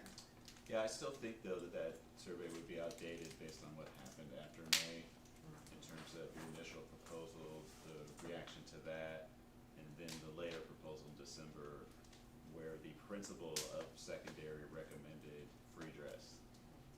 That's gonna change the calculus, I think, in terms of how people feel about this issue. And so I think it would be beneficial to institute another survey, make sure you know who the secondary parents are, and then see what the numbers look like then. But I also don't necessarily think that survey should be the basis for the decision. It should be one factor, but there are a lot of different factors, from the student point of view, the administration point of view. And I cannot emphasize enough the clear reality of how difficult it is to enforce dress code, and the high school especially, and how much animosity it's created over my 9 years here. And I honestly want to see it gone. Mark, we did have a pretty lengthy discussion of the governance committee, and obviously your viewpoint was not part of that, and I wish it had been. So what do you think? I mean, we have. Well, let's talk about it in That's our what I'm saying. What governance do we? committee.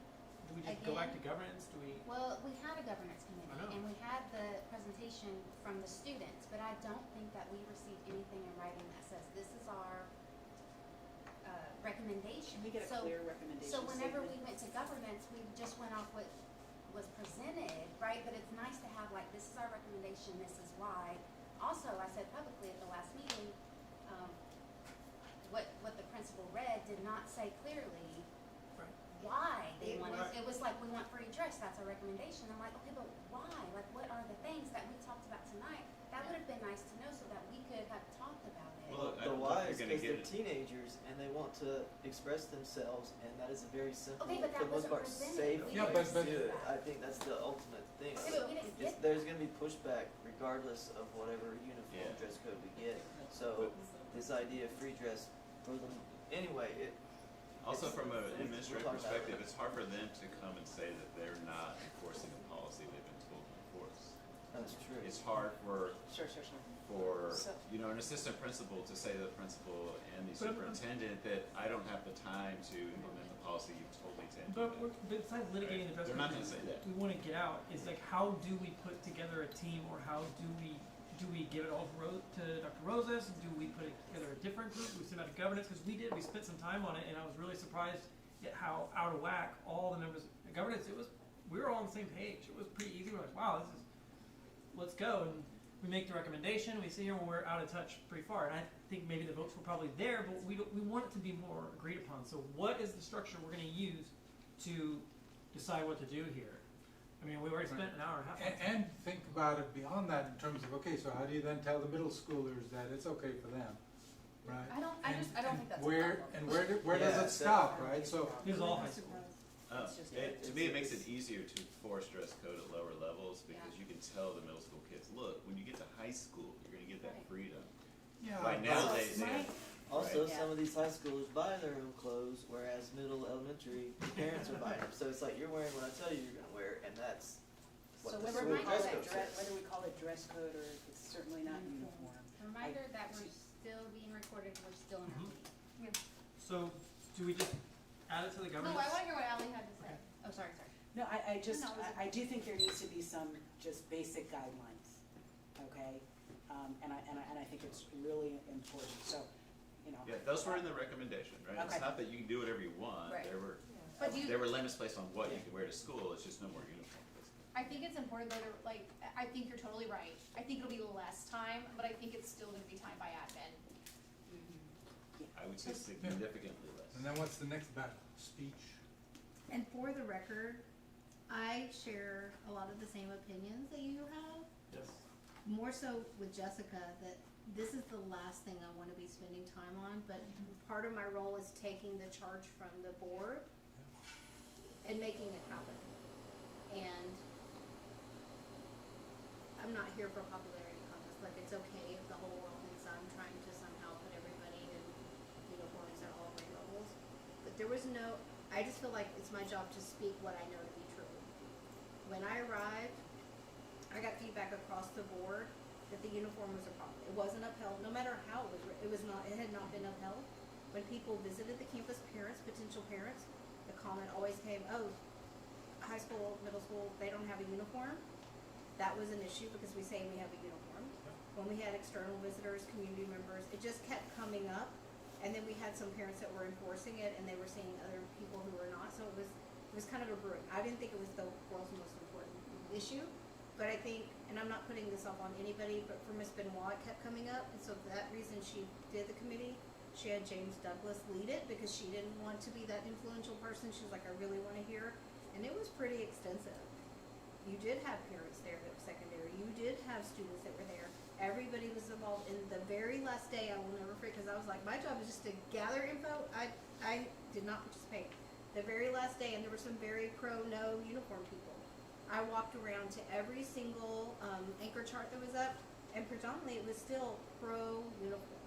And so I knew I didn't have anything in writing it, so it was like that gave me a sense of where we were. I got the recommendation from Ms. Benoit, and then that's what I wrote up for this year's uniform. And then when people were upset, we moved back to last year's uniform. Again, like I want to worry about academics, culture, but it's my charge to do that work. If we have a dress code, yes, it will be less time, but we still will have to, we need to uphold the requirements, because then you're arguing about rips and showing your tummy and then spaghetti straps and what's offensive to you in a t-shirt, what's not offensive to somebody else, like that communication.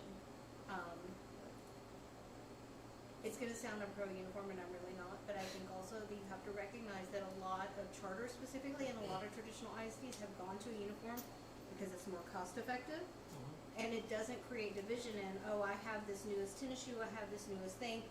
Everybody is, It's always a big and I argument. used, when I first came here with Julie, like you're trying to put words and fingers on what's so special about NYOS, and I finally looked up this like religion where everybody is equal, like this universalism idea, and I was like, this is really kind of the vibe of we don't single people out. And so for that reason, like that's what's appealing to me, is that I've worked in a lot of systems, and I'm not particularly pro-uniform. What I am is not having children feel like they're not part of the group.